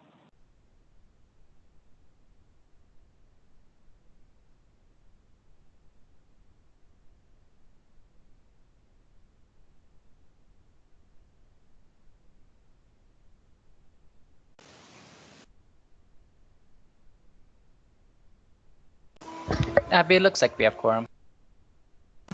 Thank you, John. So we'll be moving to item 4 on the agenda, general orders, and 4.1, online tuition and fees, submitted by Jason Chen. Jason, would you like to speak to this order? Thanks, Abby. So this was just a general concern brought up by students in my year, how like I said previously, a lot of the things we do in architecture are hands-on.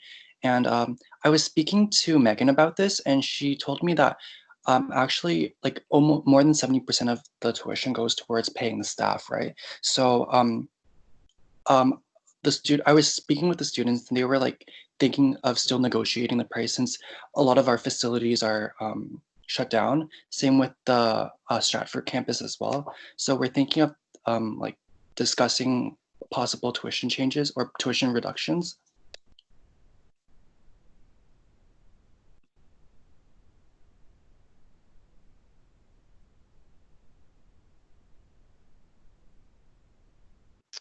I have a response, Abby, with some information if council would like to see it. I'm just putting the cheese on my mac and cheese, and I will be ready to talk.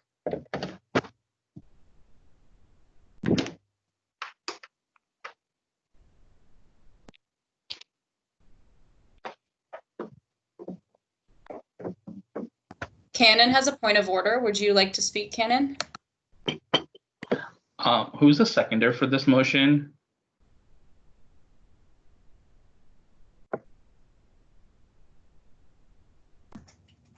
I'll second it. Is there a motion or is it just a discussion item? It's just a discussion item.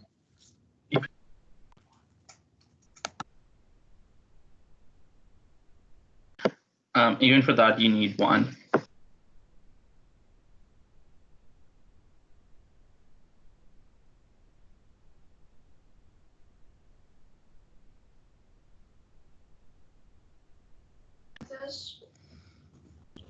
Then I'll second the motion to bring this discussion item forward, and Megan can continue her presentation.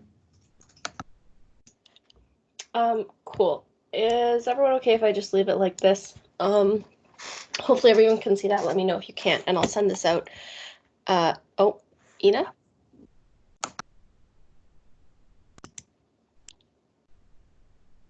Ina has a point of privilege. Yes. So I was wondering if your slides is attached to the agenda item. If not, could you provide us like a PDF file to us later on? Yes, I will certainly send these out later. Thank you. Okay, cool. So yeah, this is something that we've definitely been having a lot of discussions about, and certain faculties, I guess, are feeling more affected by tuition and the switch to online delivery than others. So I just wanted to start with a quick background on the university's budget. So right now, the university is budgeting for a $3.5 million deficit, and that was kind of not taking into account COVID or any potential drops in enrollment or anything like that. That was just like the best financial position that they could put themselves in to budget for when the budget was passed earlier this year. Now, in response to COVID-19, they've implemented a 15% holdback, which means that basically everyone is expected to cut their budget by 15%. And then if enrollment targets are met, then departments and staff and stuff will get that 15% back into their budgets. So tuition accounts for about 63% of revenue that the university has, and the rest comes from operating grants from the government. So the operating grants have not increased substantially in recent years. They've been kind of barely keeping par with inflation, which is a much bigger conversation that we're also involved in. But that kind of states how dependent, I guess, the university is on tuition. And then paying salaries, wages, and benefits accounts for about 71% of expenses. The next largest expense bucket is stuff like supplies, enterprise software, maintenance, that sort of thing. And when I send this out, you can click on this link here to the budget that I'm referring to. Thanks to Jason for helping me find that link. So right now, WUSA is not advocating for lower tuition. And the reason for that is because we try to keep our advocacy asks feasible. It's a waste of time to ask the university to open a campus on the moon because it's an infeasible ask. And so that kind of governs my philosophy for advocacy. And affordability is a much bigger question that we are working on. So on the provincial advocacy side, we're asking for restoration of the targeted fee tuition program. We're asking for increases in operating grants. On the federal side, we're asking for a switch from tax credits to tuition grants. And on the university side, we're looking for an accountability in fees. So those are some of just the areas where we are working on affordability. Like, don't get me wrong, like I paid that $10,000 a term tuition and it's a lot. And I'm not trying to like discount that it's expensive, just that it's difficult to ask the university to reduce that tuition because they don't have the room in their budget. So research also shows that learning outcomes can be achieved through online learning. Now, this poses an important question about teaching quality. So just because learning outcomes can be achieved through online learning, it doesn't mean that they currently are being achieved. And obviously it varies from subject to subject. So what we're doing right now is promoting this form, which is online. If you go to the COVID-19 page on the WUSA website, you'll see a link to the form to get feedback about specific concerns on specific courses and instructors. And then we're working with the Society Vice President Academics to address that feedback. And then the kind of next step here is going to be twofold. There's going to be some surveying of students to see what kind of assessment methods and what kind of delivery methods are best for student learning, and also opening conversations. So this is where council comes in, and I have created this lovely flowchart. So with the first step being talking to our constituents and talking about what works for them with regard to online learning. I know that right now a lot of instructors are doing different platforms, different types of assessments, and students are going to start to figure out what is the most effective way that they learn. And it's obviously not going to be the same for everyone, but hopefully we can find some trends. So the Engineering Society spoke to us, excuse me, last council meeting about talking to their council and getting that kind of feedback. And that's really fantastic because once we have that feedback, we can communicate it back to the administration and to the faculties who provide direction to the instructors. As I alluded to earlier, we can't force instructors to do any particular delivery or assessment method because that falls within their rights for academic freedom. But I hope that adding student voices to this conversation will help kind of encourage instructors to do what is best for students. I think most instructors really do have students' best interests in mind. They just are struggling with the move to online delivery because you can have been a professor for your entire career and never have had to teach an online course before. So that's not to like excuse the professor who just like posts lecture notes and doesn't support students, but I think that the majority of professors aren't that person, and communicating with them will help us. I guess one more thing on the tuition question. Sorry, I'm just going to switch screens here. So this is an article about the University of Saskatchewan, and I guess I haven't looked super closely into this, but it's my understanding that they first implemented a tuition freeze and then implemented a look into their budget, and by investigating their budget, they managed to save students $18 on fall tuition on average. So, I mean, not to sniff at $18, like that would buy me a nice lunch, for example, but the kind of widespread cost savings that you might think would be apparent in online delivery seem to not actually exist. And I guess, as Nada pointed out in the chat, just because the buildings are close to students, it doesn't mean they don't still have expenses associated with this building, with these buildings. Canon, in response to your question, I am not sure if they're still paying custodial staff in particular. They are not still paying all employees. So a number of employees in food services have been laid off either permanently or temporarily. But for the most part, they are keeping on their employees. With respect to like plant operations, I'm not sure. Yeah, so I will put this presentation into the chat right now, and then maybe John can upload it into the drive. And I will open the floor to questions or discussion.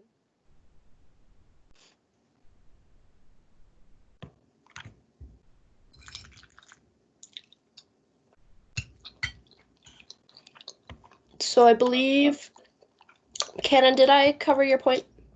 Yeah, I had another question. So the presentation said that you're advocating the government to away from tax more tuition grants, right? Sorry, Canon, I'm having trouble hearing you. Give me a second. Sorry.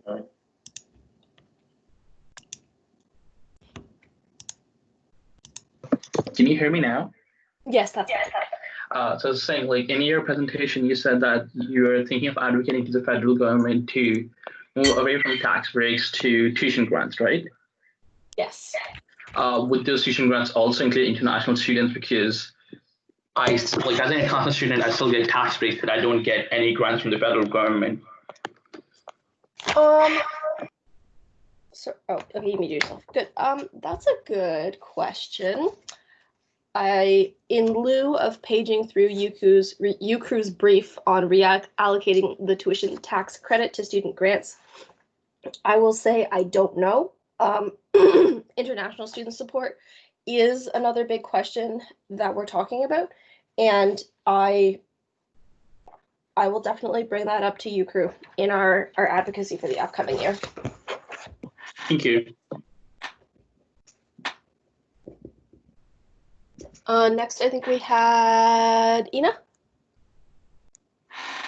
Hi, Megan. I was wondering, like, so how much does our VP academics for the societies know about this? Because or is this just new information? I haven't heard back, and this is the first time I'm hearing about these changes, and I was just wondering, like, how informed are you keeping it up? How informed are you updating? How frequently are you updating our VP, our the society academic vice presidents or education vice presidents? Ina, I think you're referring to the teaching quality form responses. So for that, right now we haven't received a lot of responses, so we are informing the vice president academics on a case-by-case basis. I believe there was 1 or 2 responses for math courses, and my AVP academic, Matt Garretts, is taking care of that. So I don't believe he's had a chance to send them out to the Society Vice President Academics yet, and that should be happening in the coming week. Next, Vincent. Yeah, so I was wondering about, so I think a lot of students, I guess, are having trouble understanding how there's no difference in costs.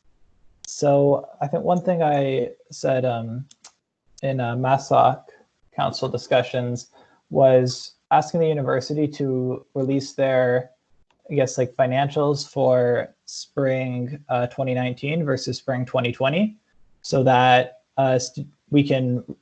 students can really see whether or not the university does have a significant difference in costs.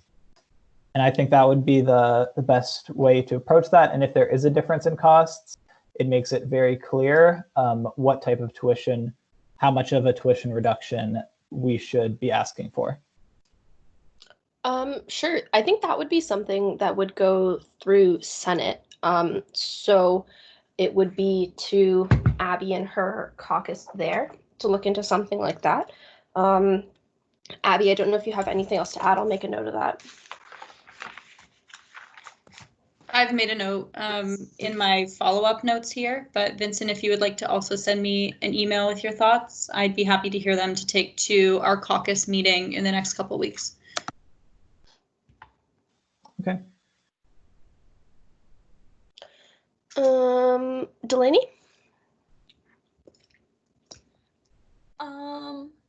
So looking at this, I can understand the tuition, and I like the fact that advocacy is being spent on like tangible items. I'm wondering though, is there any way we can work on reducing other fees? I know that for the spring term, the reduction of incidental fees like ended up hurting like WUSA and all of the societies, but I think that the student voice is so loud on this issue that I don't want to I feel bad not doing anything about it.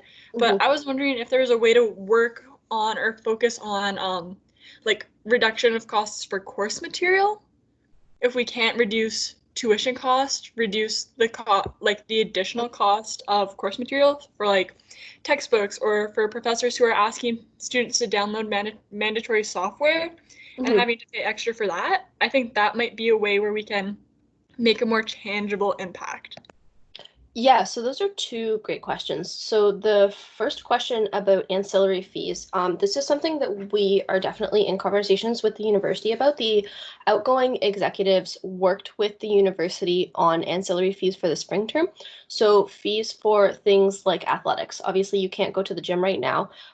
So there was no fee assessed for athletics, but for things like the Writing Center has resources online and has shifted their supports online. So fees for the Writing Center are still being assessed. So the executive, particularly Abby and Alana, are definitely involved in those conversations about fees, because I guess one of the biggest fees on the fee statement is kind of the student services fee. So, excuse me, that breaks out into a whole bunch of student services that are administered by the university, and we are certainly in talks to make sure that students can access the services that they're paying for.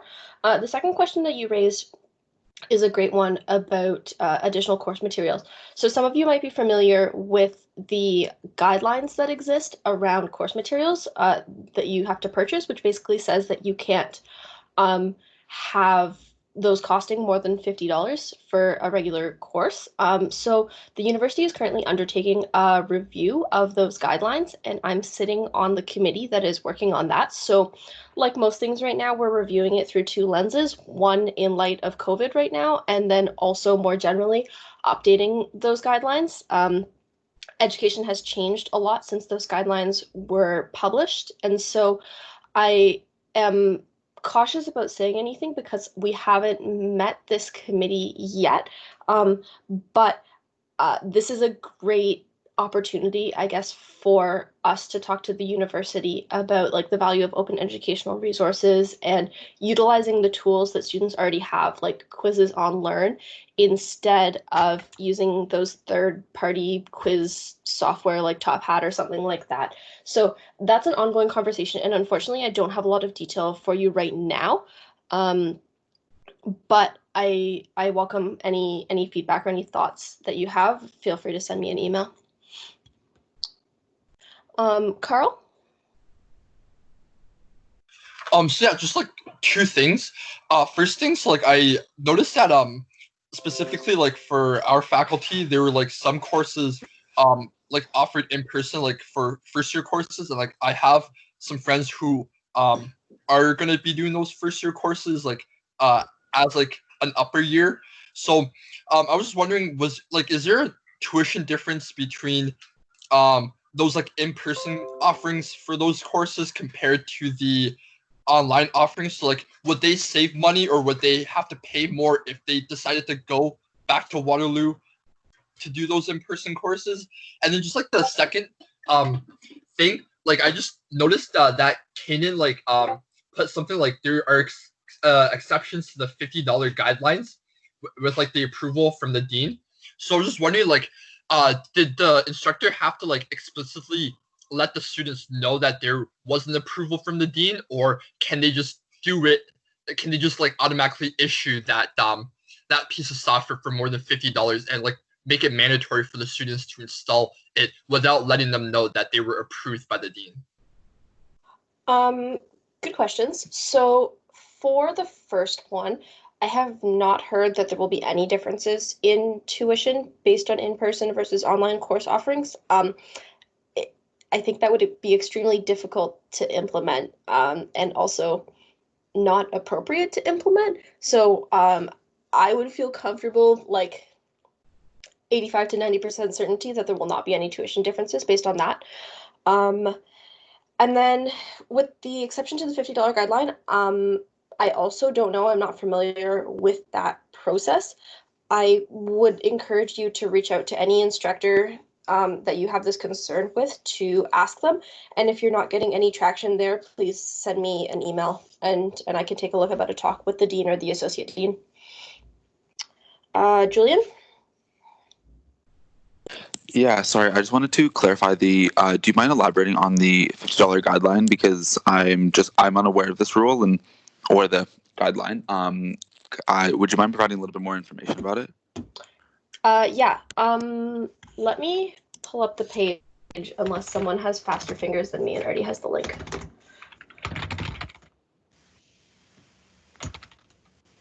Because as far as I know, at least in the Faculty of Science, this is almost rarely followed. The guideline specifically pertains to, and someone will correct me if I'm wrong, I hope, kind of digital materials and field trips, and it does not pertain to physical materials that students can buy and keep. So if, for example, you were required to buy like a molecular chemistry kit thing for Orgo, or your lab goggles, like those sorts of things are permissible. It's really more of those like subscriptions to like online software where you lose access at the end of the term. And then there's also a bit in there about field trips. Does that answer the question? Yes, thank you. Nada?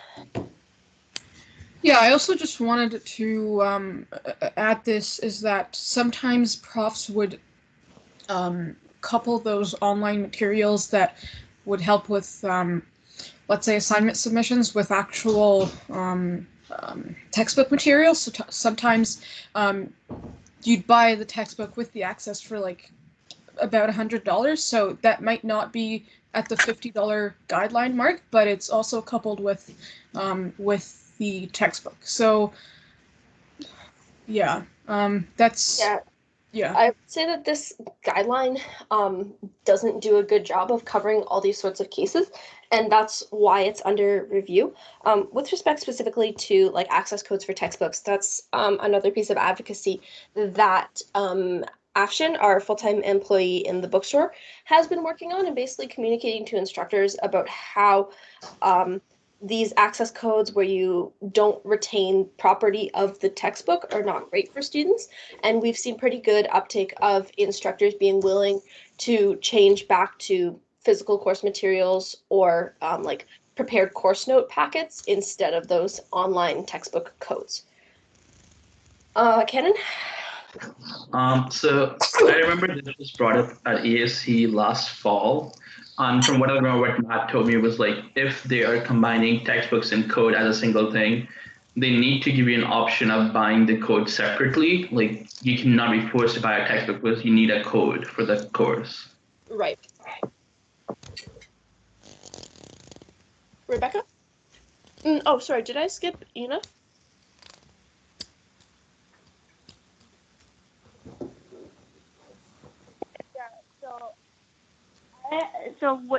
So regarding this $50 policy, like, so in the math faculty, currently in discussion, well, faculty is asking us. First of all, can everybody hear me? You're a little quiet. Am I muted? Nope, I can hear you. Okay, so sorry. So they're planning to. So currently in the math faculty, we're using Mobius, and it's some courses are using Mobius to multiple degrees of proficiency and efficiency, and so the faculty, however, the faculty is covering that cost, and then they would want the students to pay for an annual fee, and this was brought up in the previous council during when I was mentioning, which I mentioned in my report, and I was just wondering, like, is there a policy that, or can WUSA advocate that if the faculty do highly encourage or require students to pay for a learning module, that they can at least make the module to the maximum efficiency and proficiency so that we are getting our money's worth of the material? Because the faculty of math is in their words, they're saying that this Mobius will be like an online textbook with different interactions. However, from my experience as well as my constituents' experience, it has been not as productive even compared to Learn. That's really interesting, Ina, and I'm not familiar with Mobius myself, not being in the math faculty, but I'm definitely going to look into this. Have you talked to the Associate Dean undergrad about that? We are currently we're currently talking about it, as well as talking with the Assistant Dean of Online Studies, Peter Woods. I believe the more conversation, when you have the time, you can talk to Matt Garrett about it. He was there in a previous conversation with me on this. However, I was just wondering if we can encourage or require the university to make sure that the materials that they require us to take, whether it is a $100 textbook or like a $50 online content, that they are using it to proper efficiency. Yep, that's a totally fair concern. Yeah, about that. I think we're on to the next new point, which is Rebecca. I think I had a couple of different questions / concerns that are similar to Ina's. So one of them would be looking into kind of like the reusability of the software. For example, if you can use it for different classes at the same time. I know that for arts, sometimes you have to buy like an iClicker and a Top Hat subscription and a couple of different things at the same time, which is just not very like efficient for students. Mm-hmm. And the other thing kind of building off of that would there be a way to encourage people perhaps by faculty, because I know there are different needs for each faculty, but to adhere to using one kind of software. So I know Ina mentioned Mobius has been used for math. I know Top Hat is sometimes used for arts, and I know they have different functionalities, but trying to encourage that kind of uniformity.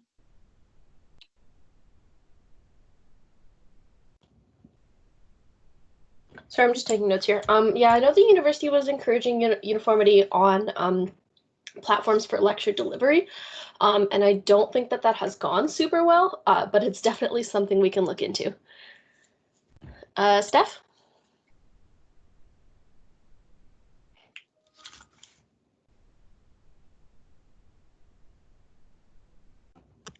Hi.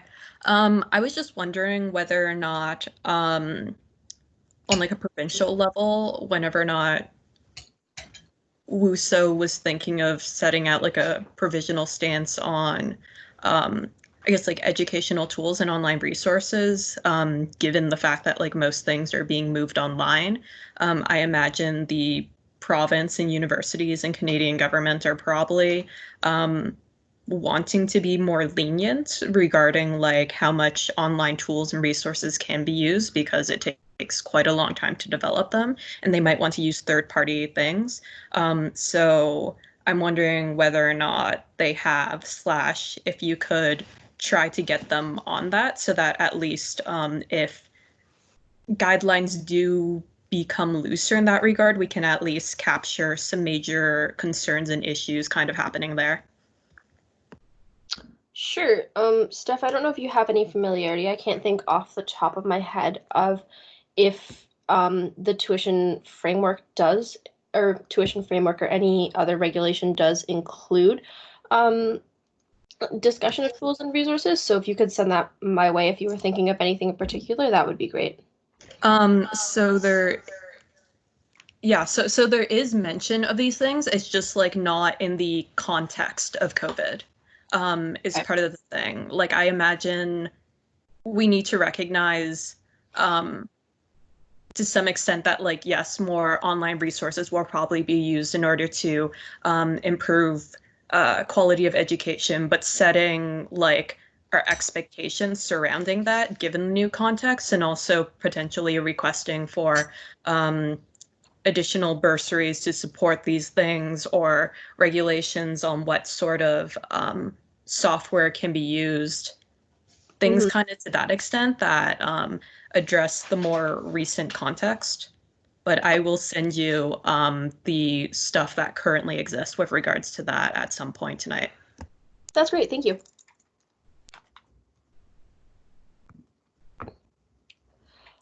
Okay.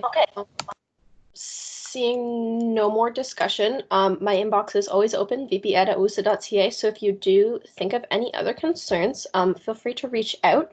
By the way, John, it was, I think I moved and Abby seconded the new business motion. Ah, you're right. Thanks.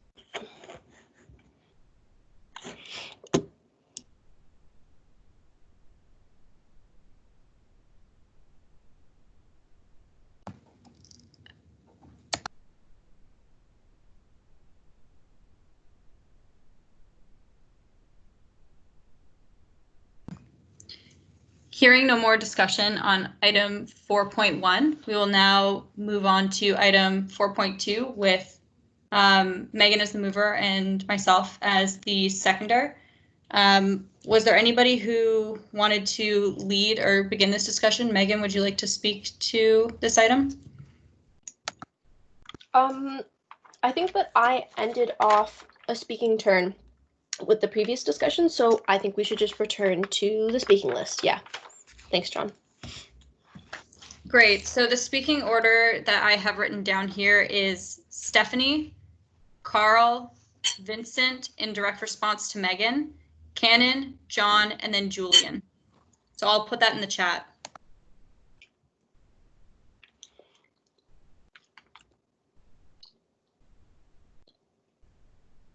Okay.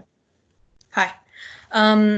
So essentially, I just wanted to, I guess, respond to something that Delaney said a while back, if you remember at all, and expand on what like Megan and Vincent said. Basically, the privacy concerns go beyond like the risk of spyware infiltrating someone's computer from use of this online proctoring software. a lot of it has to do with kind of their data sharing policies and use of information. Specifically, the university has, at least in my opinion, a rather robust privacy and use of information policy. Rich, you can check it out. I believe it's policy 46. And I can add some additional resources in the chat in a moment. But essentially, when using like a third-party software, sometimes it doesn't really have it to the same extent, which is kind of unusual that the university has such a robust policy surrounding this, but then they're willing to outsource these things to outside companies who, in general, can be kind of sketchy regarding that. Vincent's also forwarded me some articles related to ProctorU, and that it's really scarce regarding like when they what they do with the information, what other organizations they potentially might share it to, if they end up going bankrupt, does another company that might buy them out or whatnot have access to that information? There's a lot of concerns surrounding that. So it's sort of like the university already has a stance, and the province already has a stance on what constitutes as a reasonable use of information and collection of information. And going in this direction just doesn't seem to support that. So that's another way of, I guess, framing the privacy conversation surrounding this.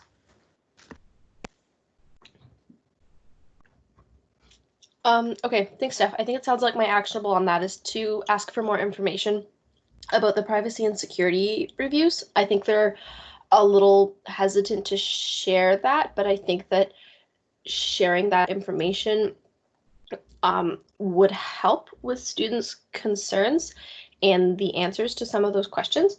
That was a lot of info. If you would email that to me, that would be fantastic. Just the list of concerns that you noted. Yeah, also for reference, I just included links to basically UWaterloo's privacy stances and laws that they have to abide by. It got weirdly structured, so I don't know what the second one works, but yeah, it's available in the June council meeting chat. Cool. We'll go to Carl. So just like one like thing. So I was just wondering, like, do we have any like power or jurisdiction over like double degrees and like students that are cross enrolling at Wilfrid Laurier University? Because like I know for a lot of like those students, like their home schools are Waterloo, so like they, I don't know, like do we have any power jurisdiction over them? And like they've told me that like at Laurier, like they're not using any of the softwares that were previously mentioned. They're using something that's called like Respondu's lockdown browser or something like that. So I was just wondering, like, could we do something on behalf of them, or is like our power like not enough, like to like extend into that jurisdiction? Short answer, no. So I did ask, who did I ask about this? I think I asked Dave Davidi, Associate Vice President Academic for the university, about this. And the short answer is no, we don't have any control over what they do. Our students are enrolled in their courses. My counterpart at Laurier, her name is Julia, and she's been working very hard on advocacy surrounding online proctored exams. So Laurier has been using proctoring software for quite a while. And I guess the major point of contention right now was the issue with webcams and students at Laurier being required to buy external webcams. So that requirement has been removed, but I'm not familiar with what processes they have for that kind of software that they're using.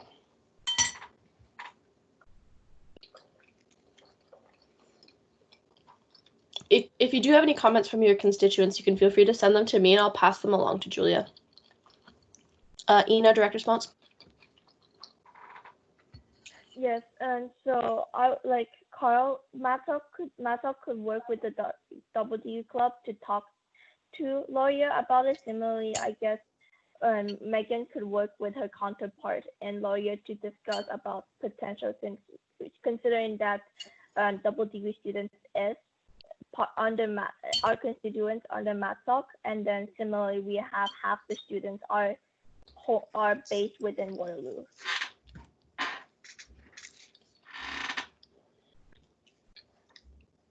For sure. Thanks. I believe Vincent is next on the speaking order. Vincent, would you like to speak? Yeah, I had some questions about what Megan said about the academic freedom issue.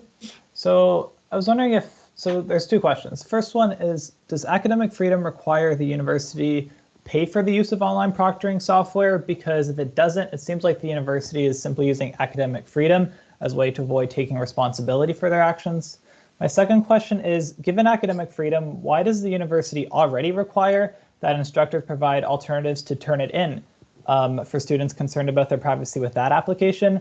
The existing policy seems to demonstrate that the university does have some ability to prevent instructors from violating the privacy rights of students. Thanks for the question. So I'm going to address your second point first about Turnitin. Excuse me.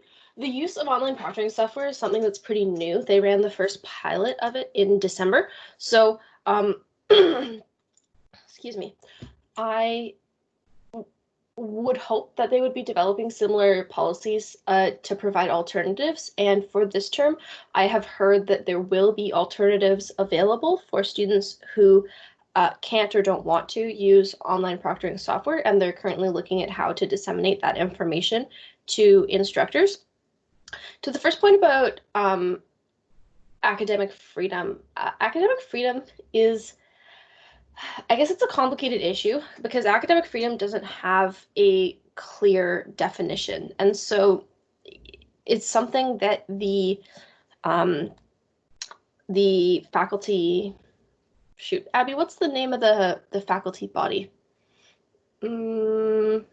FAOW or something like that? Yeah, FAUW. Faculty Association of University. Yeah, Faculty Association of UW. That's the one. So I honestly don't know how to answer your question about academic freedom because the definition is not clear, and the Faculty Association tries to back instructors in trying to make their own decisions. So the way that the university responds to that is through making guidelines like the ones we were talking about earlier, where we're limiting the amount of money that students can be required to spend on a piece of software. So I think, Vincent, my actionable out of this one is to talk about getting a policy similar to Turnitin, and I think we discussed this a bit in email. I'll definitely be looking into that for online proctoring software. Yeah, sorry, I just want to clarify. My first question was about if academic freedom requires the university to pay for the online proctoring software, because I don't know. The university is currently paying for the online proctoring software, but I think that's more because of the utility of it that I described earlier. Okay, thank you.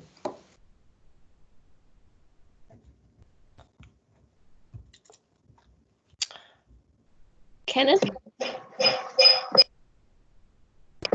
Hi, Megan. So I had a question. I have two concerns. So first is like kind of related in a way. The universe. This is just analogy in some senses. Like the university is asking all the co-op students who want to work with the university in fall to be in Canada because they are afraid that if they're in their home countries, the Canadian privacy laws don't apply to the data that they're accessing there. Isn't that fair that we should be applying that same restriction to these kind of companies? Because, for example, Procter is headquartered in the US, so like they do not have to abide by Canadian privacy laws, but there are so they don't have to apply by Canadian privacy laws. And under the Patriot Act, the US government has the right to take any information, any data from any company that's headquartered in the US. So it kind of seems unfair that the university is selectively applying these rules to things that suit their interest. So, and my second question was, why is the course list, which is using these courses, not public? Like, I should be assuming that that's a basic thing that should be accessible to everyone if they want to know which are the courses that are using the software.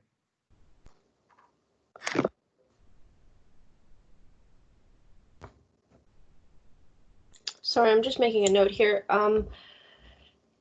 That's a good point about the US privacy laws, and I think, like Vincent mentioned, that's the reason why policies exist where you can opt out of using Turnitin. So I think that the university doesn't have much ground to stand on for creating a similar policy for online proctoring software. I honestly can't speak to the university's motivations behind data security. I'm a little out of my depth there. Your second point, pardon me, remind me. It was about why is the course list, which is using these courses, not public? I guess there's no precedent for that, and when I asked my contact at the Center for Extended Learning about that, they said that they would look into it. So it is neither public nor private right now, but nonetheless, you don't have access to it. So I'm continuing to look into that. And the reason why I would say is because there's no precedent. Sorry, to counterpoint that, if I want to know the course schedule or course outline for any course, I have the right to know that. And since this is part of the course outline, I think I should have access to this. There's no precedent that says no, but there's a huge precedent that does say that you have access to every course outline for that term if you actually want to have access to it. I'm not familiar of the methodology by which one would gain access to the syllabus for any course in a given term, but I believe that you could email any professor and ask for that.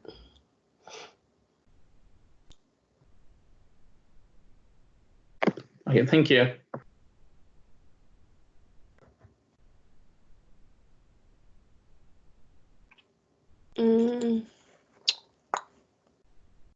John?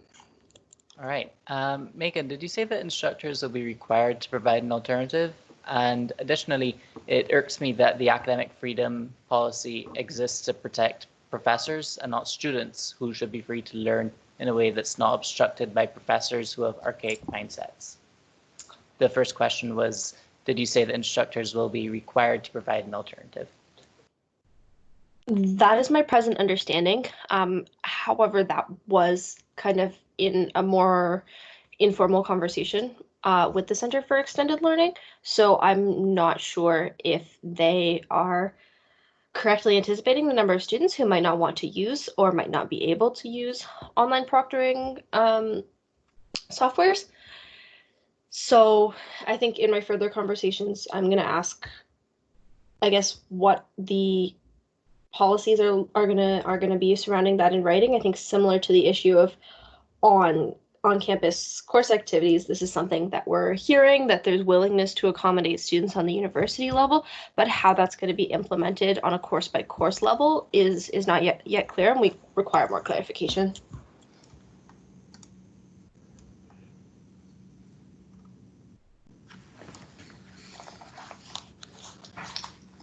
Julian?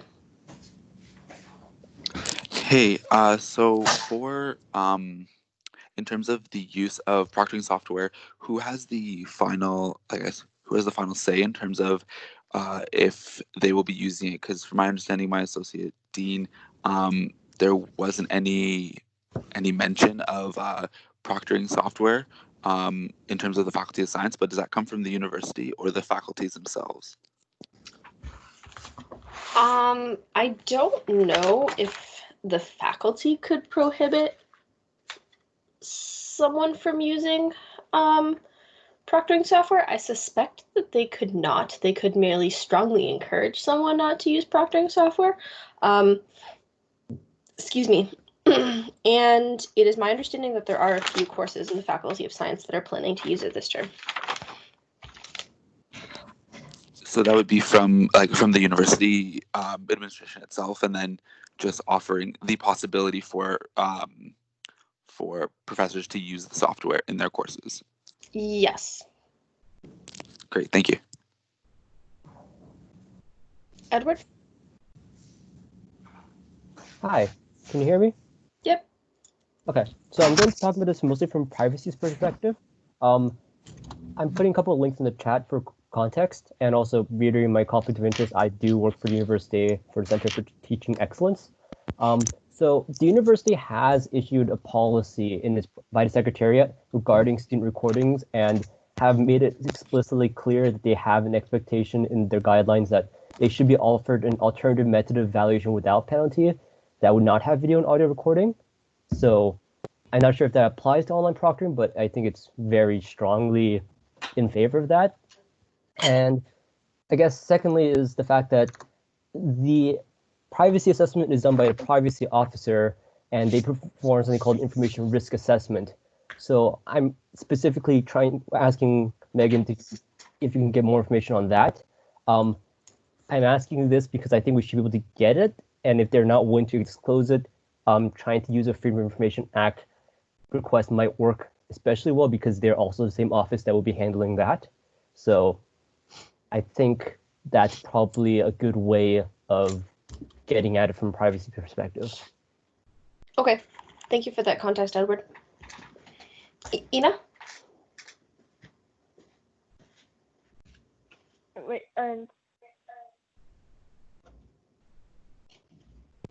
so I was wondering, like going back to Tannen's previous point about the like information on which courses. You stated that it is neither private nor public. However, in that case, and a student doesn't have access, like I guess direct access. However, shouldn't we be able to know it because in case some students might not feel comfortable, and then similarly, couldn't we do the same thing for fall term as fall courses are online, and then some students who are not comfortable, they would like to know which courses they're planning to take in the fall would be using these types of proctoring software. So when I say it's neither private nor public, it's because a decision hasn't yet been made about if it's private or public. I was given access to the information, and I have shared on a faculty by faculty basis the information with the vice president academics just so that they can triage concerns. But I like to be conscious about information that I'm given and handling it appropriately in case the university would decide, or specific administrators might decide to stop telling me things if I share them too widely. So while I agree that like there's no reason why students shouldn't have access to this information, I would like to respect the administrators and to respect the instructors, respect their privacy in hopes that they respect ours. With respect to the course list for the fall, there's no guarantee that a course that's using online proctoring this term will choose to use it in the fall. So that's a really difficult question, I guess. I hope that we will be able to communicate the information in the spring term, but deciding on course structures and assessment methods for the fall is still super duper in progress and will probably still be in progress by time course selection rolls around. So that's a really difficult conversation. Direct response from Ina? Yeah, just a quick follow up. So I understand that fall term a lot of things are still unsure. However, with your ability, could you, and then I'll also mention it just to my VP as well as I hope the other person could bring it up to their corresponding VPs, that can we strongly encourage the university to be more transparent about this information, because this could lead to a violation of privacy, as well as because students could be anywhere. They could be in their home, in the bedroom, who knows, and then they might, for the sake of like taking a drink of water or just looking up at the ceiling because they don't know an answer. These have, like, they would want to feel comfortable like they are in an exam proctored room. And this for students that, and I'm not just talking, and then you also mentioned the difficulty of finding a proctor, like a special proctor in a special room abroad. So I would just want to strongly recommend this is an action that you and WUSA could help advocate for. Certainly. Thank you, Ina. Direct response, John? Yeah, on that actually, about students being comfortable and being able to get a drink of water. In this meeting, I snuck out and went to the bathroom. am I going to have to take my phone with me with my camera on if I go to the bathroom during a proctored exam? Just good things to note, people. Good things to note.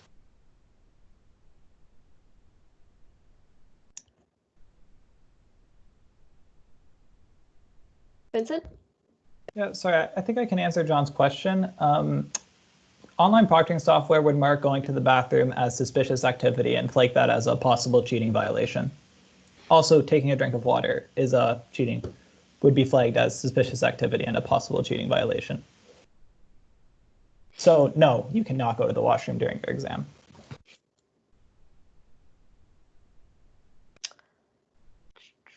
Cannon? So making moving kind of away from this in general about online time limit exams, it's like a lot of people do not have the resources or the equipment required to do this. So I know people who don't have good internet connectivity, who might not be able to do their exams using the software, who don't have a working laptop, and they've been using their phone to study throughout the term. So like they cannot do this. So it's kind of unfair for the university to ask students who might not have the resources to do this and not be reimbursing them, at least at that point then. Like if you want someone to buy a new laptop to do this exam, then give them the money to buy a new laptop. So yeah, the university is definitely aware and taking into consideration concerns about not having suitable technology to do exams like this. And that's one of the reasons why the university was pushing for asynchronous assessments. With respect to technology, I know that SAFA is working on developing a technology bursary to support things like technology, internet, even like if a student is not in a location where a good like wireless internet connection is possible, giving them allowances to increase their data on their cell phone. These are all things that are in discussion and nothing has been confirmed yet, but that's certainly a direction that the university is looking. Thank you. Can you, sorry, so, go ahead. Do you know the timeline for this bursary or whatever this is? No, I don't. All right, then. Steph?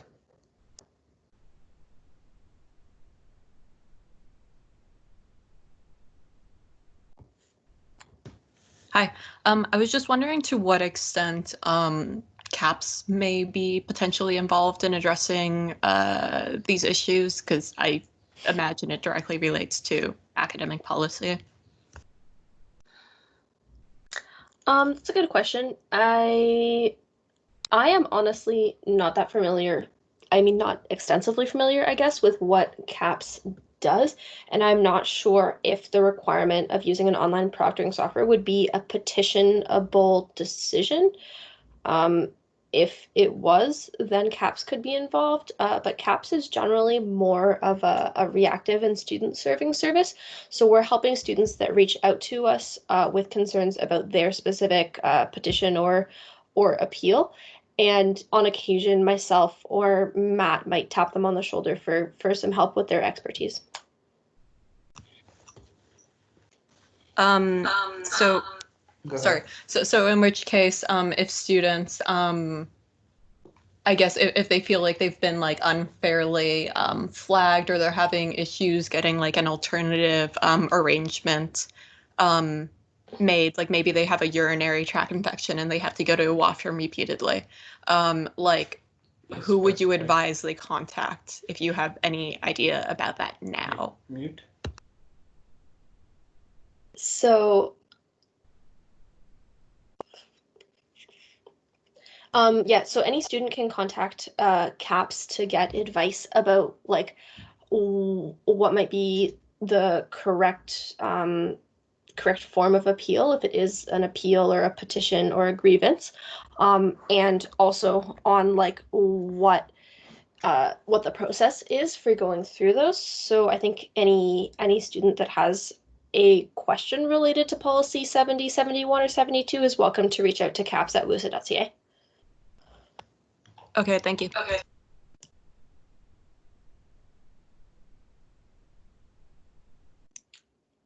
I believe that is the end of the speaking list. I have another item of new business that I forgot to put in my report.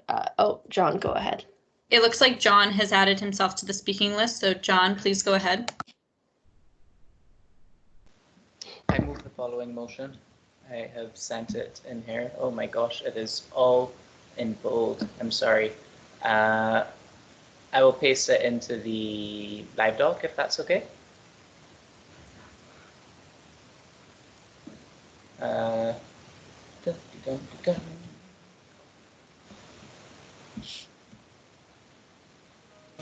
There we go.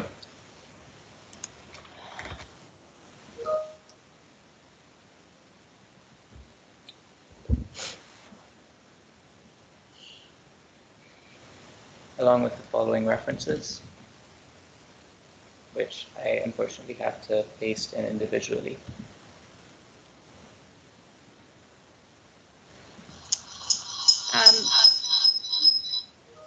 Megan would like to respond. There's a new speaking order, so Megan and then Vincent. I'm just wanting to do it off of Sure. I have a concern about this motion.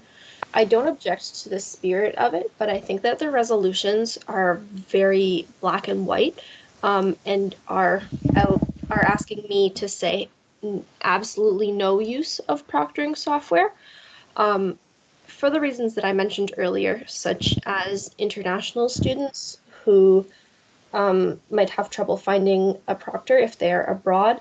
Another reason is that certain accounting designations require a number of assessments to be in the proctored exam format, which is a whole nother problem about what designations require. But I think that there are very, very strong reasons why online proctoring software should be permitted in some cases. And I would be much more amenable to a motion that called for a policy mandating that students can choose not to use online proctoring if they would like, which places the onus on the student to make a decision that is best for them, as opposed to us taking away the option of them to have. Vincent, would you like to speak?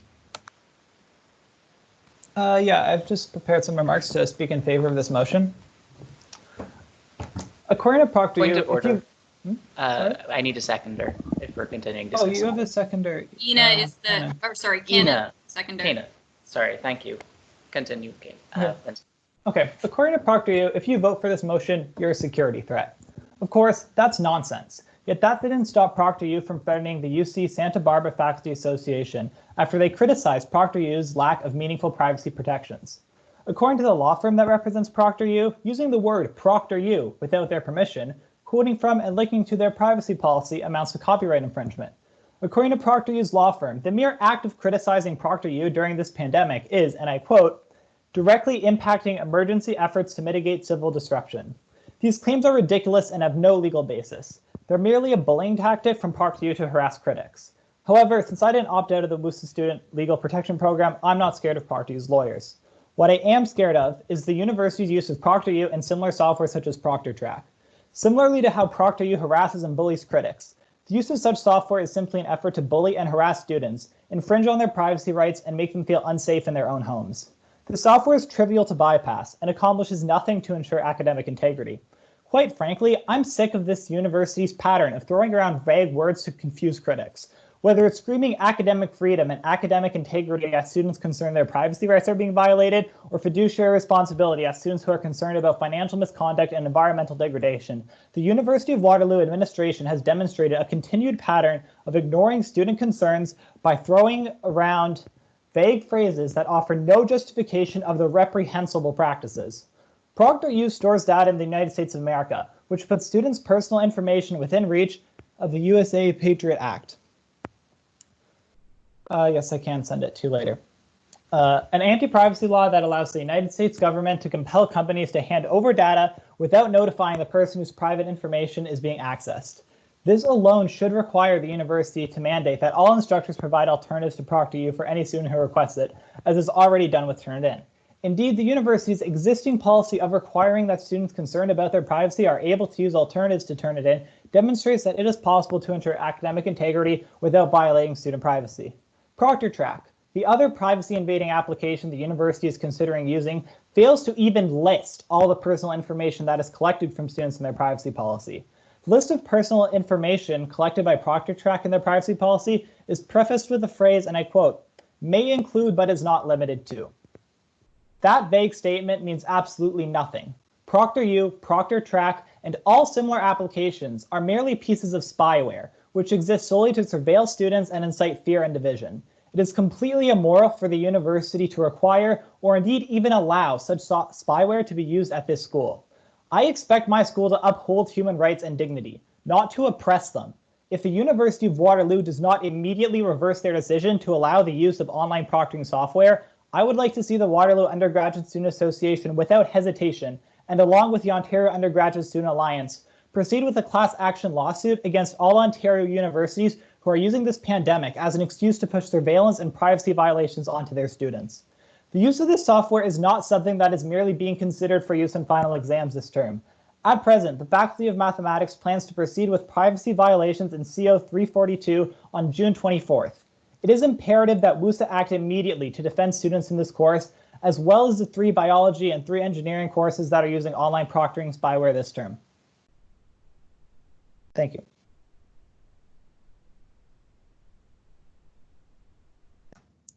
Thank you, Vincent, for your statement. John, would you like to go? Yeah, just a quick note that a motion that is substantially similar to this was passed by MathSoc, and this is actively the Mathematics Society's position.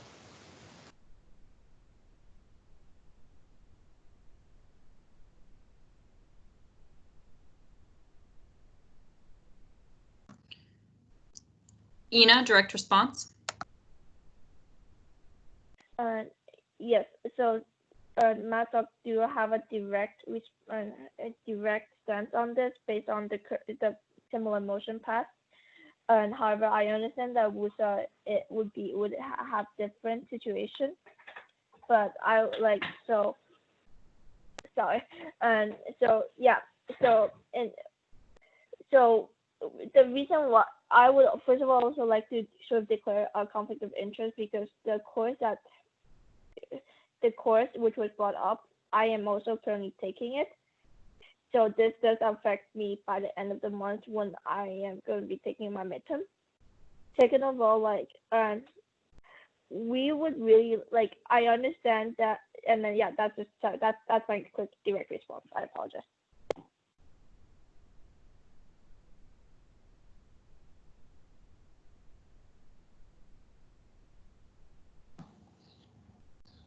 Megan, do you have any response before we bring this to a vote? Go ahead, Megan. Sure, yeah. I'd like to move an amendment to take into account my concerns as well as some of Vincent's concerns. So be it resolved that WUSA objects to the use of online proctoring software due to privacy and security concerns, and be it further resolved that Council directs the Vice President Education for a policy mandating students have the ability to opt out of participating in online proctored exams using invigilation software such as ProctorTrack and ProctorU. And be it further resolved that the university should continue to strongly encourage instructors to use alternative, more effective assessments such as open book and asynchronous exams or final assignments. Cannon, direct response. Megan, my point is, as a student, like if Vincent hadn't brought this up to my attention, I would have not known the privacy issues with these other software. And as a regular student, we cannot expect everyone to know this and make an informed decision. So if we are still letting the university use it, if we should also ask them to explicitly state that by using this, you consent to this software's privacy policies. That's not part of the motion, but if you're actually amending this motion, then that's something I wish you would advocate for then moving forward. I can definitely make a note of that, Ken. Sorry? I can definitely make a note of that. Thank you.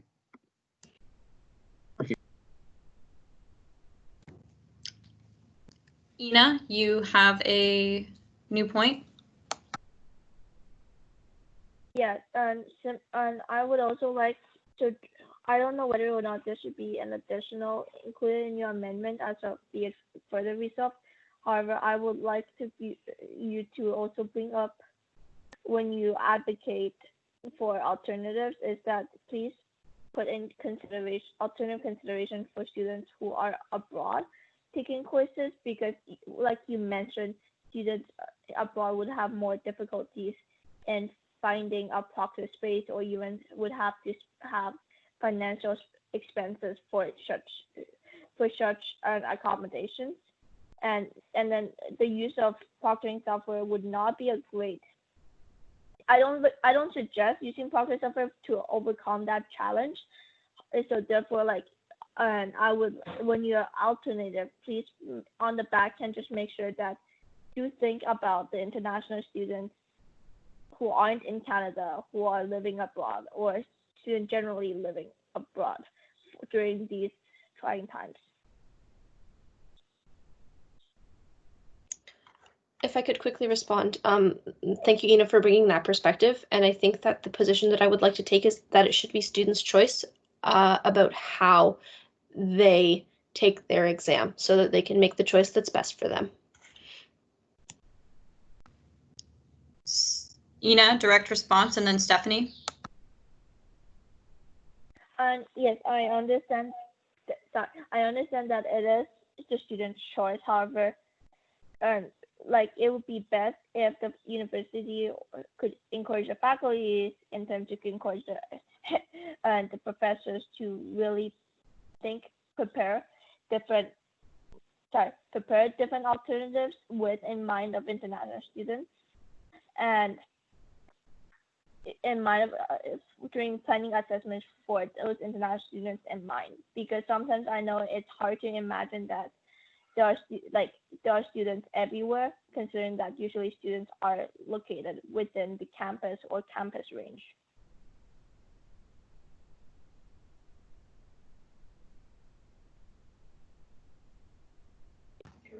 Stephanie?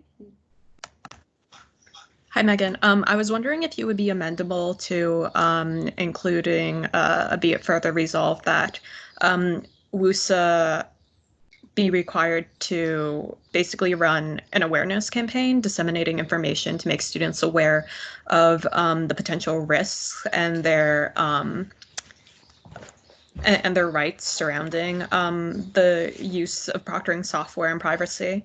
I know that they're required to include it within course syllabi and whatnot, but honestly, that language can be quite dense, and for people, at least for like Vincent and I specifically, like we took a course surrounding how technology companies can be abusing people's informations and whatnot, but I don't think everyone is as privy to that. So just for consideration, including some sort of language surrounding that.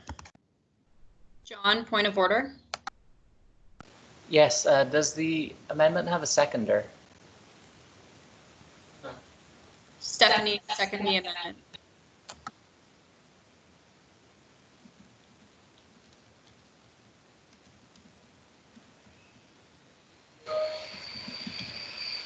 Is it my speaking turn now? No, it's not. I'm looking at the speaking order, and it appears that, John, yes, it is your turn. All right. So while I do appreciate the amendment, what it does not include, or rather what the other one didn't include, but this one precludes, is the fact that I am objecting to the use based on the fact that it's the university reneging on their promise to us to explore alternative assessments. It's them making one step forward and 10 steps back. And this motion seems to disregard that completely in the first pre-resolved clause.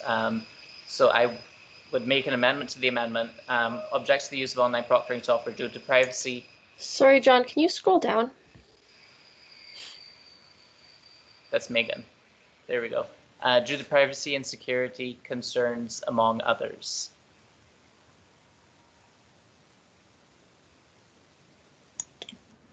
That's friendly to me. I might expect it would be also friendly to the assembly.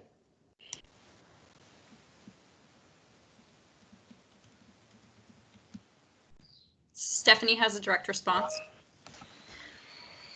I would say that like it's not in direct contradiction with that promise. I think the context has really changed given the fact that all courses are required to be run remotely. So I don't know, it's my opinion that we shouldn't ping the university so much for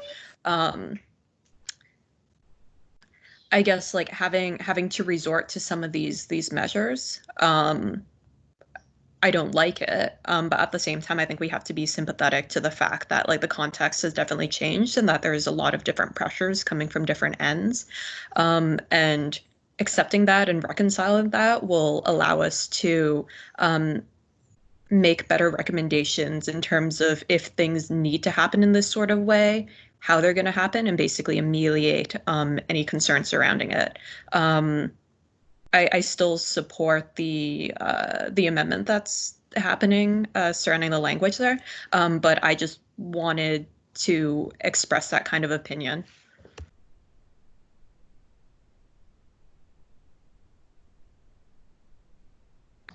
John, direct response. Thank you, Stephanie. I acknowledge your opinion. Thank you, John.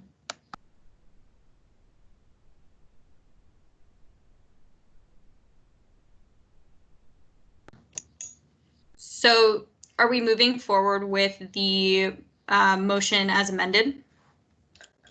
So Abby, what I would do is probably call to take among others on consensus, and anyone who objects can voice their dissent, and then we would have a vote. And then we'll likely want to vote on my amendment, because right now we're on an amendment in an amendment. Amendmentception. All right.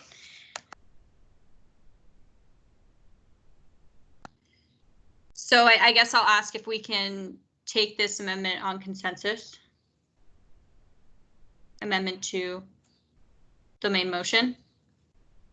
Point of order. Amendment to the amendment. So amendment to the amendment. Right. We're on John moved a motion, and then I moved an amendment, and then John moved an amendment to my amendment.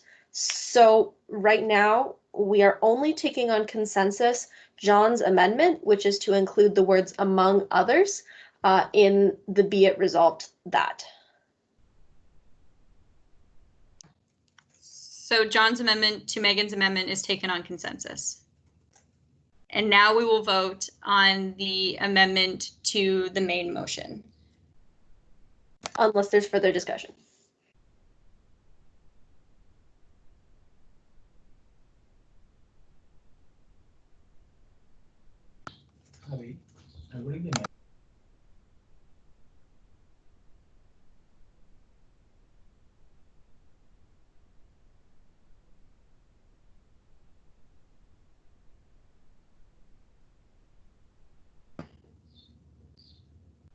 Great. So if we're voting on the amendment to, if we're voting to include Megan's amendment in the main motion, am I putting that in the Teams channel? That would be my recommendation. Thank you, Megan. So I will be putting a vote into the Teams general channel. So make your way over there.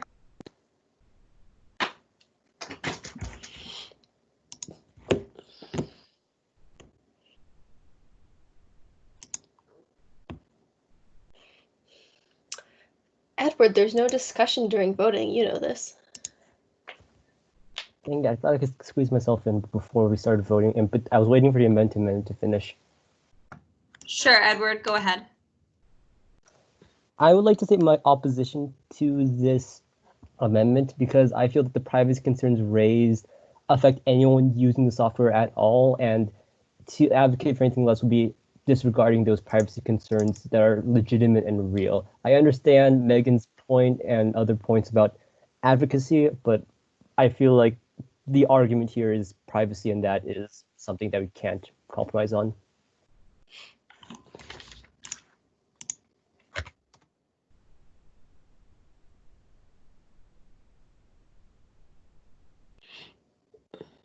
Megan, go ahead, direct response. I guess my question then is, if giving students the option not to participate in the use of online proctoring software still violates their privacy, then do we also have a concern with the current policies surrounding Turnitin? I guess I don't see how, other than from a moral perspective, we're not protecting students by giving them the option not to use proctoring software.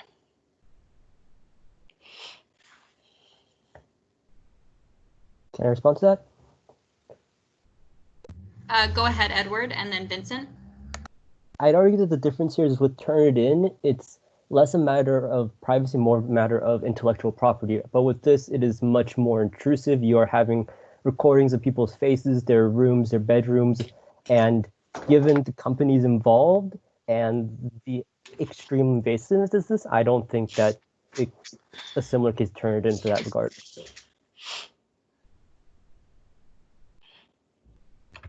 Vincent? Yeah, I guess as for, I mean, like the privacy aspects of Turnitin are essentially just the Patriot Act, but I think the impact of the U.S. government being able to read an essay I wrote is like far less of a concern than the U.S. government being able to access biometric scans of my hands, my face, keystroke patterns, and other biometric identifying information. I think that's a very huge privacy violation, whereas, you know, my English essay is not that big a deal. That's the difference. There's a difference between, you know, an essay I wrote and biometric scans of my face and my hands. Megan and then John. I think this is the last thing I'll say, which is that I would encourage council to vote in favor of my amendment. I certainly appreciate the privacy and security concerns that everyone has raised, and I think if I were in the position of having to take a remotely invigilated exam, I would want to opt out. But I think I'll just touch on what Edward said, which is that I'm not sure that is something that the university is going to go back on. This is not something that they just implemented because of online delivery in COVID-19. It's a project that they've been working on for quite a while. Like I said, they were doing a pilot in the fall term. So that's all that I have to say. Thanks. John and then Vincent, and then we'll be voting on the amendment to the main motion. Personally, I was going to vote to abstain on this amendment, neither supporting nor opposing it. But now it's seldom that I receive so much feedback from constituents, and I am here as a representative, so I'm going to vote against this amendment purely because of my setting aside my being torn on whether or not to vote in favor of it, and just looking at the fact that I have had such an outpouring of emails and connecting with constituents on this issue.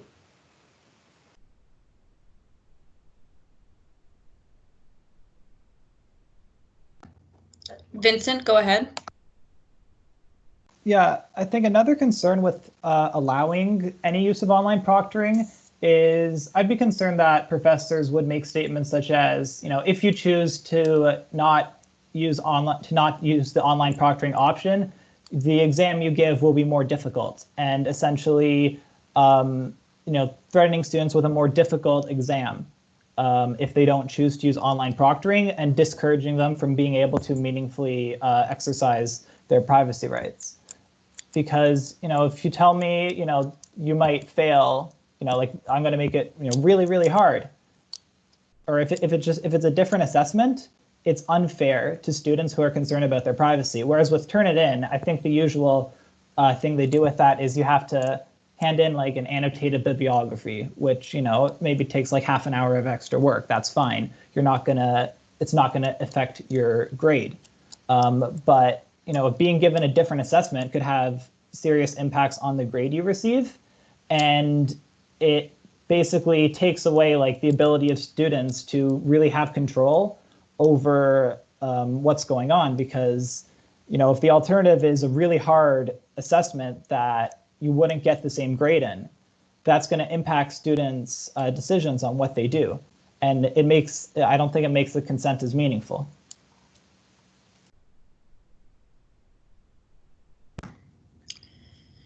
Thank you, everyone, for this discussion. We're now going to move over to the general council teams and vote on the amendment to the main motion. If you would like your vote noted, please comment in the replies below the vote. And if you are in favor, you will be voting with a thumbs up.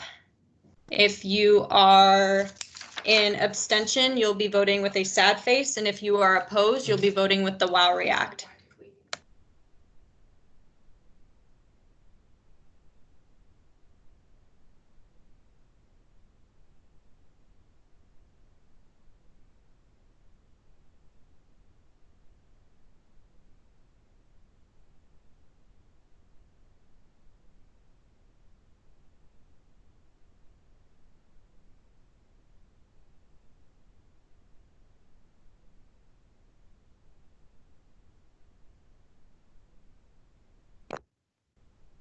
Has it been posted? Yes, it's been posted by John.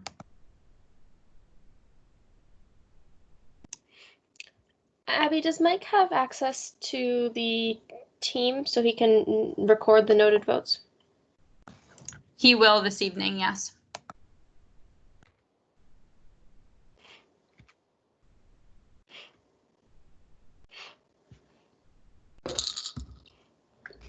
Hey, for those of you who want it noted, can you go back and edit those and just say for, against, whatever? It's a little more difficult for me to look at all of the faces, and higher chance we'll get it wrong.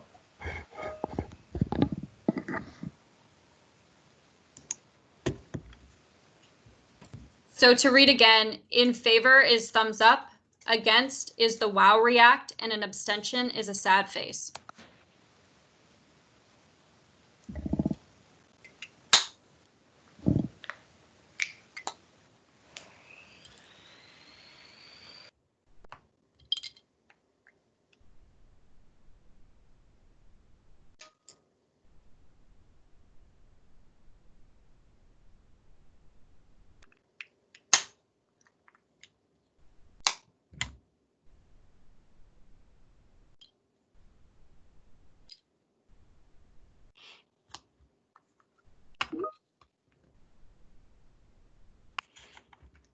No, Mike. Against was always wow react.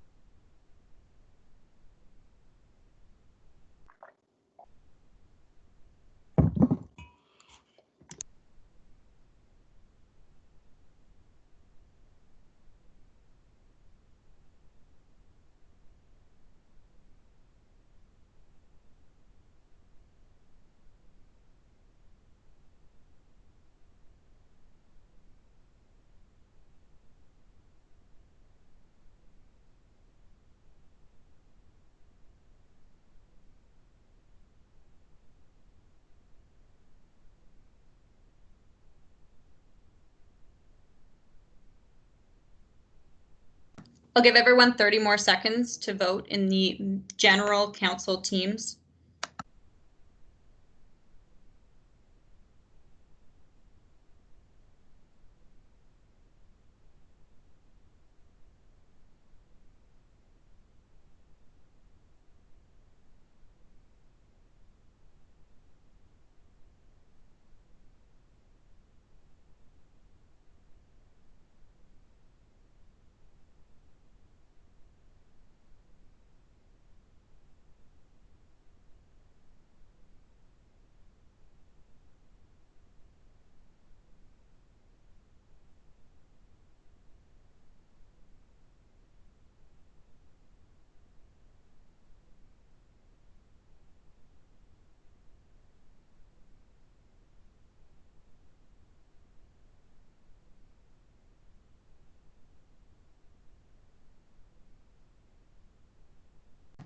Oh no, that doesn't matter.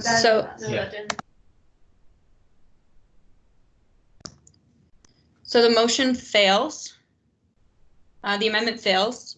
So we're back to the main motion with John's amendments. No. What amendments?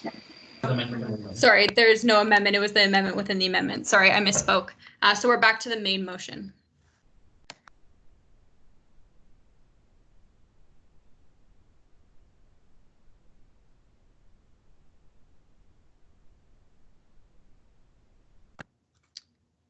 I'll open up again for discussion. Ina, you have a point? Yeah. So there are actually some good parts of, and it's gone. Some good parts of Megan's amendment that I would actually hope to do and keep. So if people wouldn't mind, I would like to propose an amendment that kind of listen. First, it just edit the first line to be a resolve that would object to university consideration and use of online proctoring and security concerns among others, because I think that is a useful aspect to keep. Thank you.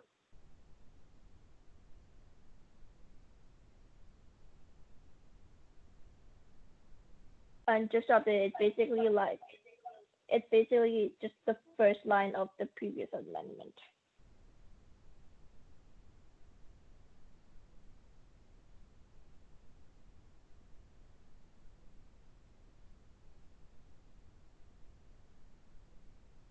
So does that capture it, Ina?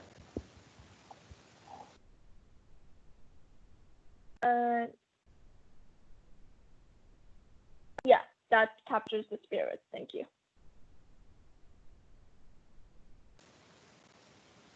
I'll second that, and it's friendly to myself. John Cannon has seconded the amendment.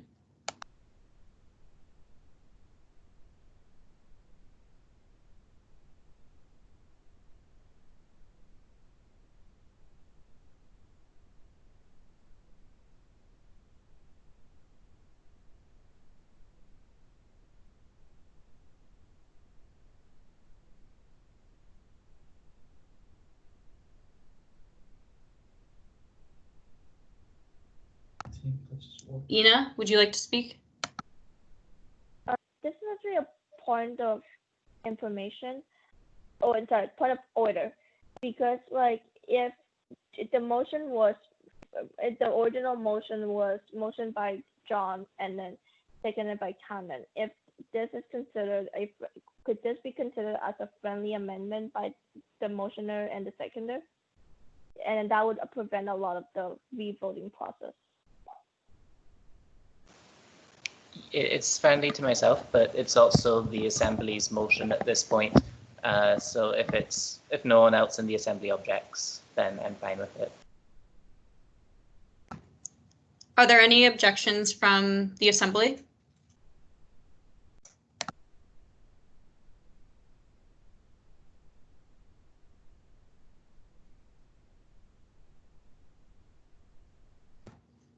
Hearing none, we'll take the amendment on consensus.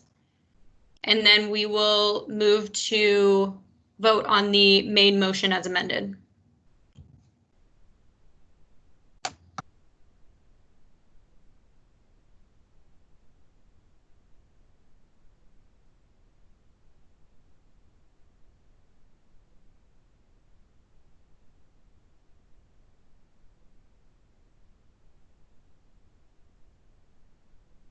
So we will be voting on the main motion. I'll read it out for the assembly. Whereas online proctoring software infringes on student privacy, and whereas students might not have the financial means to buy the required equipment, and whereas requiring students to buy compatible equipment would violate university guidelines, and the financial cost of providing all students with the required equipment would be prohibitive, and whereas students with disabilities may have unique needs as to how they use their computers, and locking down the computer may interfere with accessibility software. And whereas students have the right to opt out of using Turnitin if they have privacy objections, and whereas some students may have unreliable internet connections, and then be it further resolved that WUSA objects to the university's consideration and use of online proctoring software for privacy and security concerns, among others, and be it further resolved the council directs the VP Education to advocate against the use of any online proctoring software in the university,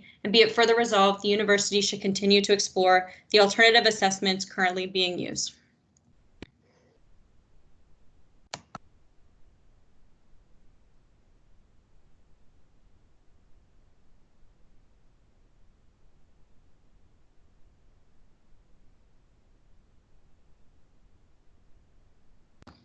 John, can you move this over to the Teams general chat so then we can vote on the main motion? Oh, sorry, I thought Mike was asking me for the sake of the minutes. I will type it in the Teams chat right now. Thank you, John. I just saw Mike's comment, so thanks for putting it in both places.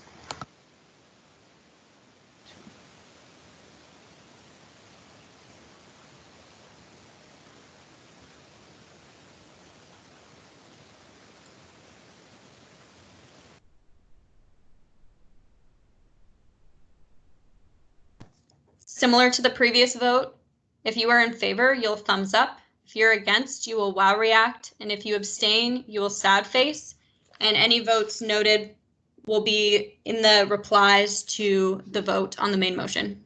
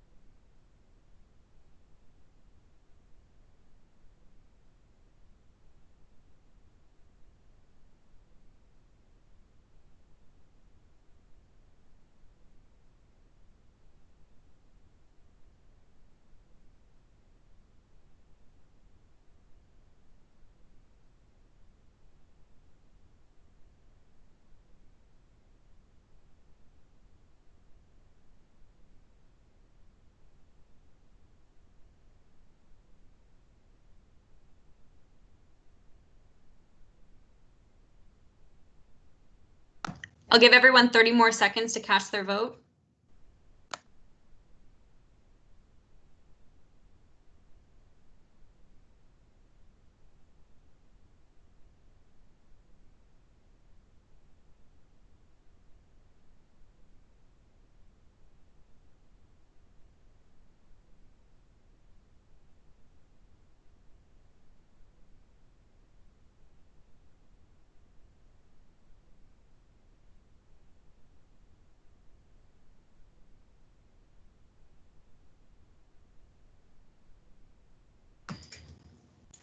The motion passes, and if there is no further discussion, we'll move on to new business.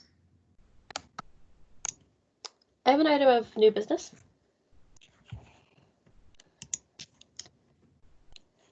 Go ahead, Megan. Sure. So with council's consent, I would like to have a discussion about workload in the spring term. A student noted to me that there have been numerous Reddit threads with many comments discussing students' concerns about managing their workload right now, and I'd like to open a discussion about how students are feeling and what we can do to address that.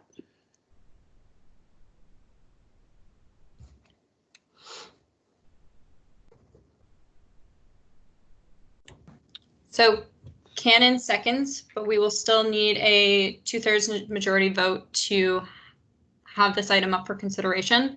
So I will put in the Teams channel to add 5.1 Megan's new business item on workload. Again, if you are in favor, thumbs up, against, wow, react, and sad faces abstention. Point of order, what is the vote threshold for this item? 2/3 majority.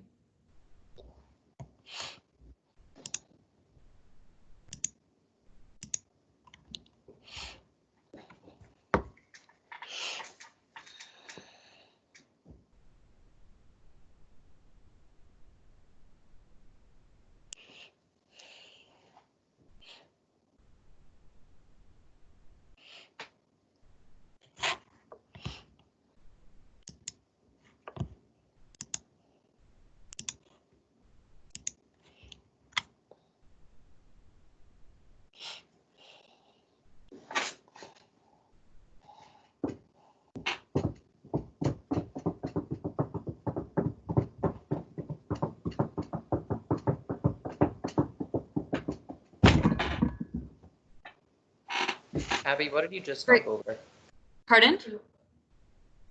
Oh, that was me. I'm sorry. So it looks like we have met the threshold. So Megan, if you would like to proceed with your item. Sure. So as I introduced, students are concerned that the online courses that are being delivered right now are more work than previous in-person courses or previous online courses. So students are citing kind of working all hours of the day and still not being able to complete the things that they wish they could complete. So maybe I'll just put a message in the chat, and if people could kind of thumbs up if they've heard similar things from their constituents or have felt similar things themselves.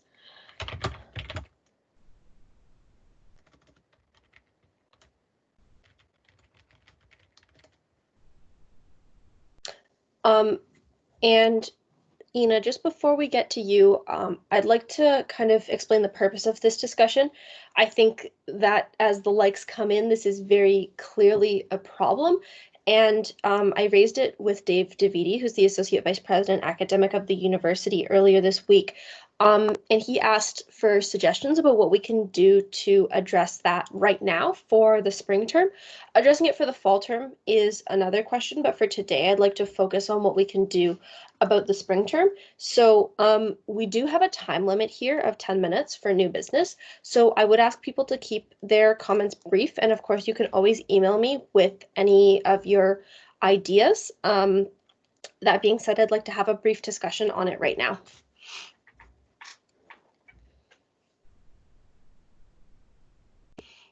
Ina? Yeah, so wait, sorry. Yeah, sorry, back to me. And I share sentiment with all the students on Reddit. I'm currently taking, and then I've been, I don't know. It's just like it feels like the workload is one thing, as well as the availability for support.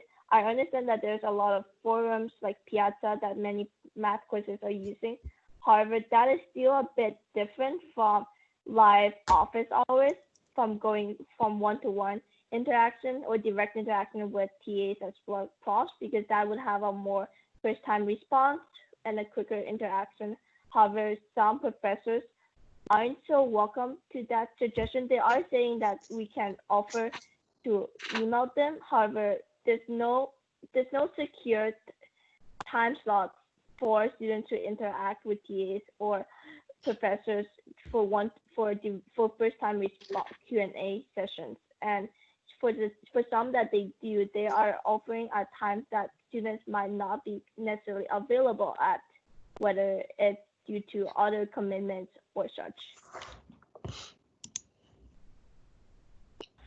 That's my point.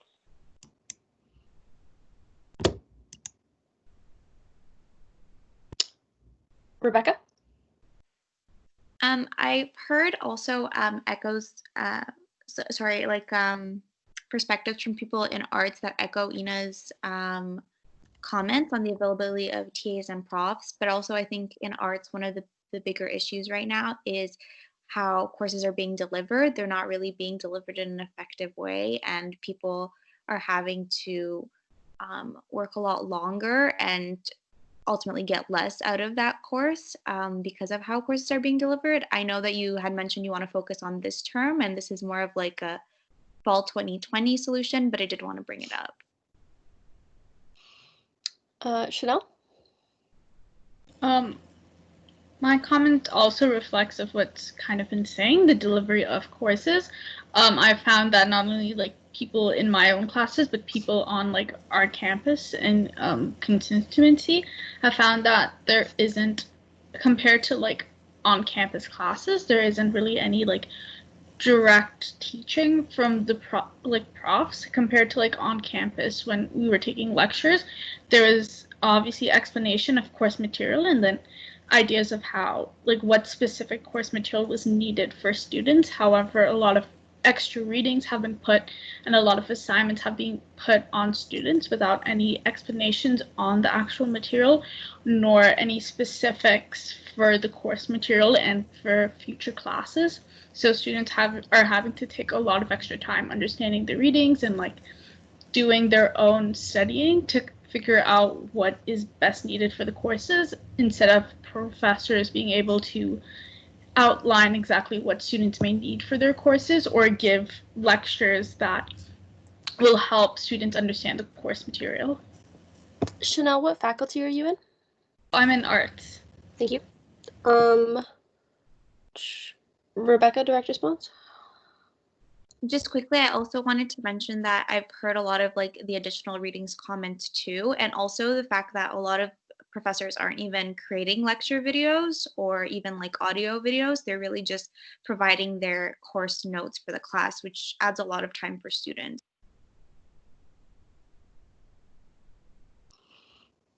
Cannon? Rebecca, sorry. Sorry about that. Rebecca covered my point pretty well. Like, I know a lot of courses are literally just putting up slides and asking people to just learn from them. I don't think that's how you do it. Like, nothing can replace the in-person class experience, but at the very least, I believe they can record lectures. Like, I think that's the least we can expect when we are paying them their full salary that they usually get anyways.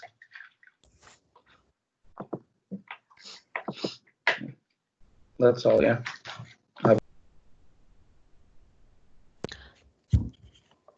So I'm just gonna jump in before I get to the next 2 points and see if I'm getting this right. So from what I'm hearing, people are saying that the workload is higher because there's more work put on students through reading lecture notes, looking at slides, or working on assignments, and the lack of explanations to accompany the content and ability to seek help from professors and TAs compounds that problem.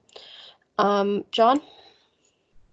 Yeah, regarding the recording of lectures, something that I've noticed is that one of my profs posts 3 one-hour lectures a week, which is fine because usually you have 3 one-hour classes, except that he posts 3 one-hour lectures and records them, and they are just a whole block of learning, as opposed to when you're in a class, you end up stopping the professor saying, hey, I don't understand, and you end up getting additional explanations on things. I have to pause my lecture every minute, look at it, copy it down, and then continue. So my 1-hour lecture becomes a 3-hour lecture, and I end up getting 3 3-hour lectures for one course every week.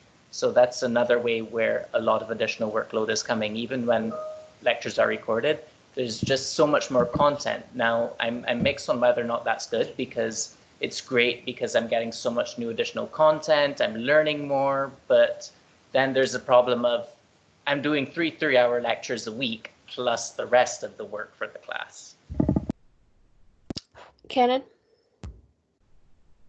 I was gonna say something similar to John in that sense, like just looking at videos and trying to like take notes from it is a really difficult thing to do, because you cannot, like, the profs kind of don't go on the usual speed they would go in a lecture when they're saying something on a video.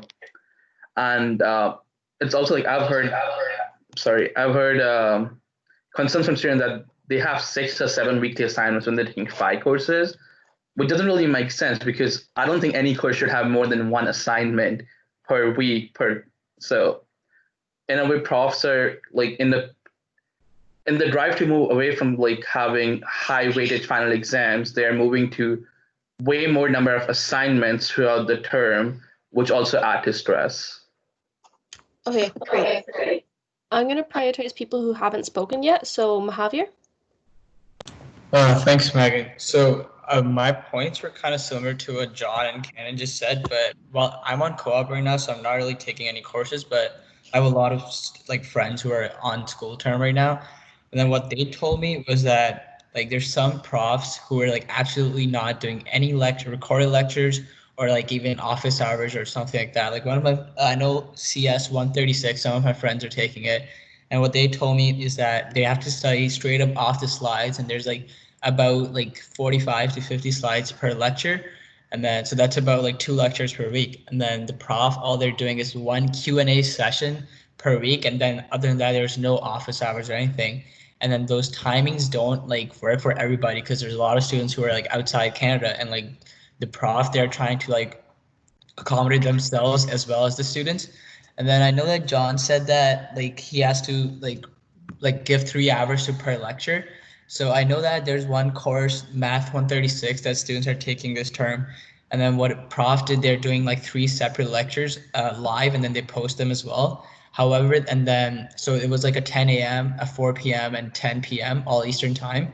And then what happened was that for the 10 p.m., there was like only 2 students showing up. And then the profs are like, well, we have to accommodate these students, but at the same time, like we can't be doing a lecture which is just like 1 or 2 students. So they decided to like just leave that lecture's time slot out of it.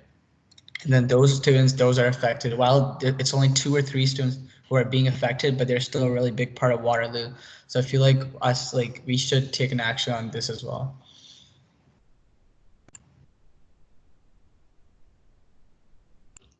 Catherine? Hi. One point that I wanted to second again is just that, in my experience and what I've heard from students, is that they're experiencing a lot more assessments per week for courses. So it's very normal all of a sudden to have like a quiz and 2 different components of an assignment for 1 course in 1 week. And that gets overwhelming for weeks very easily. And another issue that I think comes from that is that the way that the assignments and quizzes are set up, it incentivizes students spending a lot more time doing the assessments and redoing the assessments over and over again. And I think that contributes to people spending a lot more time on courses than they may intend to, because that's what's incentivized. And another thing is that while I understand that instructors are very limited in the kind of like office hours and Q&A kind of stuff that they can do, some piazzas are a bit of a mess, and instructors or TAs, I know that they're trying their best, but a lot of the times what'll happen is that you're asking questions and you won't get answers until after an assignment due date or something, and that just is completely unhelpful. And I don't know if there's anything that can be done about that, but that's an issue that I have had in some courses. Okay, we'll go to Steph, and then if anyone has any further comments, please send me an email. Yeah. Hi. Yeah, so essentially I'm wondering how much of the so much stuff due in a single week is due to professors wanting to engage students more. I can imagine from kind of like a pedagogy perspective that having like a bunch of like small low stakes assignments and getting like students to like constantly be engaging with the course might be part of the problem. Yeah, and like generally when you're trying to cut down on like high weight exams, it's generally advised that you have a bunch of low stakes things. So I mean, like on one hand, it's increasing stress, but on the other hand, it could be decreasing stress in a way where like, you know, you do this thing, you finish it, it's done, you get your 1% for it. So I guess it's like a balancing of that. But yeah, those are two things to consider in terms of what professors are being instructed to do and like the actual outcomes. Great, thank you. I think we will cap it off there and back to Abby. Thank you, Megan. If council would like to continue this discussion, we can extend discussion by 5 minutes, or everyone can just send Megan an email. So Ina has motioned to extend the discussion time by 5 minutes. And John has seconded. Is anyone opposed to extending our discussion time by 5 minutes?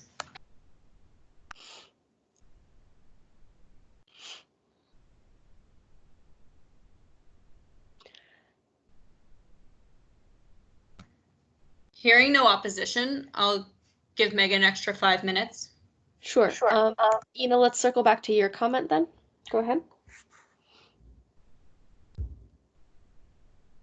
Yes, sorry. So I would like to just, I want to give a personal example of my courses just to explain the difficulties I'm facing. And there's two courses in general that I would like to talk about. One is a psych course, a third-year psych course, and we are assigned weekly readings, which are 30-page chapter readings. That's casual in a regular psych class. And however, we are assigned to do a quiz and then a reflection every week. That's also logical. What's not logical is that we cannot discuss with the professor or the DA or with the group, with the class in general about these readings to help understand the readings better, because not many people, such as myself, English isn't my first language, so would be difficulties. Another course I want to bring up is one of a PMath 300 course, and so some people saying that they're getting 3 videos per week, which is normal. However, I've been getting 4 videos per week on that, and which is above the 3-hour lecture time, dedicated time to lectures. And then so that's sort of my reflection on my personal examples. Yeah, that's most of my time. Ayman? Hi.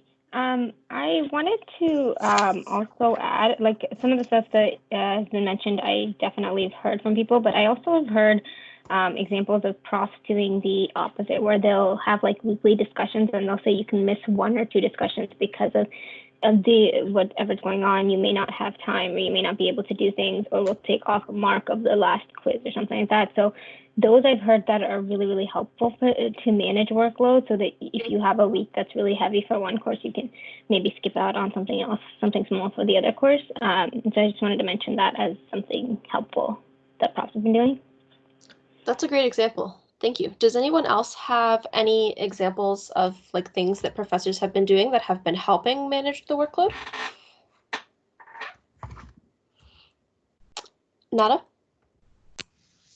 So I'm personally taking one bio course this term, and a great thing that my prof is doing is that he posts the lectures every Monday, and they're basically technically 2 lectures, but he posts them in kind of a 6-video format, so each video does not surpass the 30-minute mark, and so that way like I can watch a video and then do something and then come back and not miss the point. And so that has been really helpful, because then I have a week long to kind of watch those videos.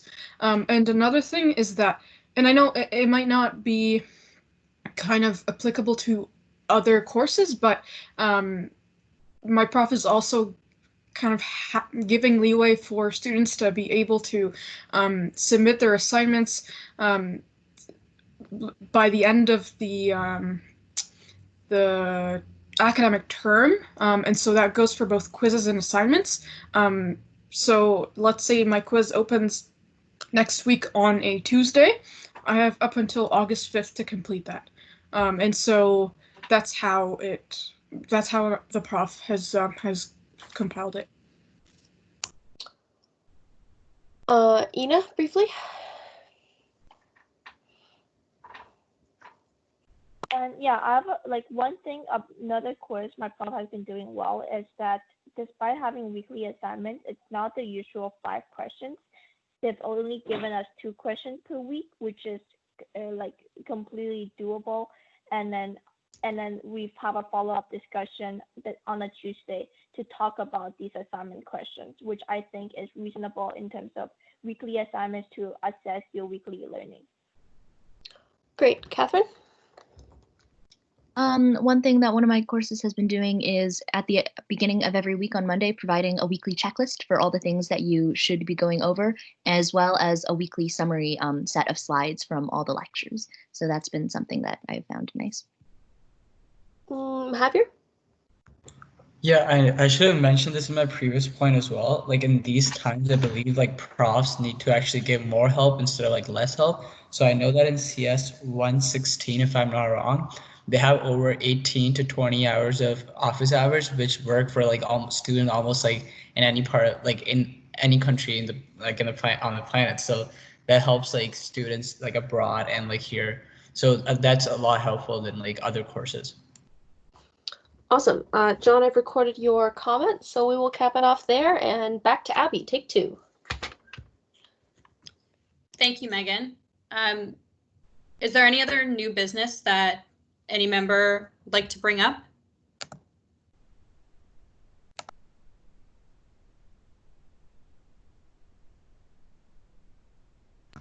Edward, go ahead. Yeah, quickly just saying what I was said in the chat. For those people who said good things, could you please forward those to me? I wasn't able to capture all of it because I want to bring it up with my work at Center for Teaching Excellence and try to spread to more profs.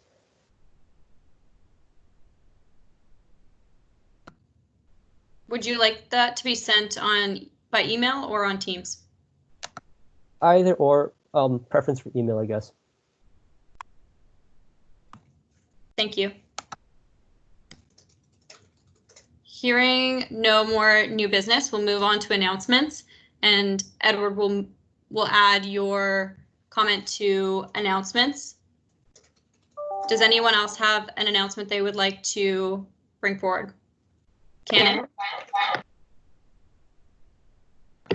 Not really an announcement per se, but more of a request to the speaker and the deputy speaker to have a more realistic adjournment time compared to 11:59 p.m., especially with people in different time zones. It should have been like kind of more relatable in that sense.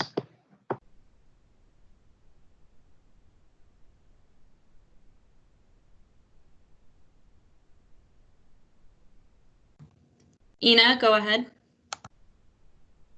This is similar to more of a question.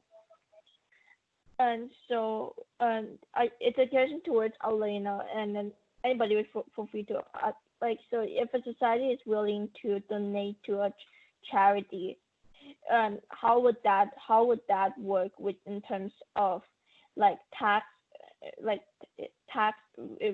returns, etc., because we are using students' money on a donation.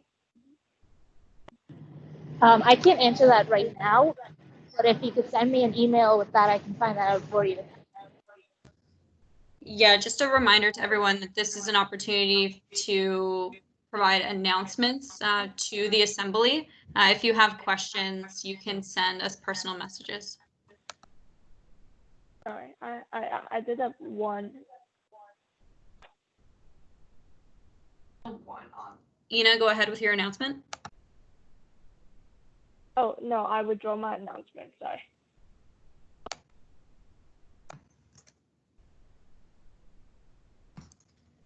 Great. If there are no more announcements, we will adjourn at 2:25 p.m. Do I need a mover and a seconder? No. All right. If I don't need a mover and a seconder, thank you everyone for your time, and I hope everyone enjoys the rest. Oh wait, Megan says she has a fake announcement. We've adjourned, Megan. You can type it in the chat and hopefully everyone will see it. All right. Thank you everyone for your time. I hope everyone has a wonderful Sunday, and I will see you next month. Bye, everyone. Thank you. Bye. Bye. Bye, everyone. Thank Take care. you, and have a great Sunday. Thank you.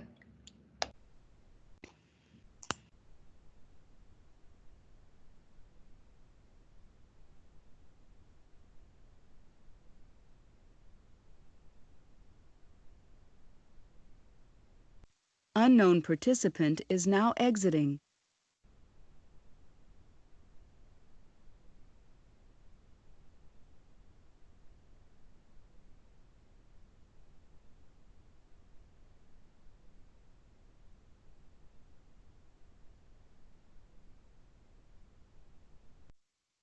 +12897959444 is now exiting.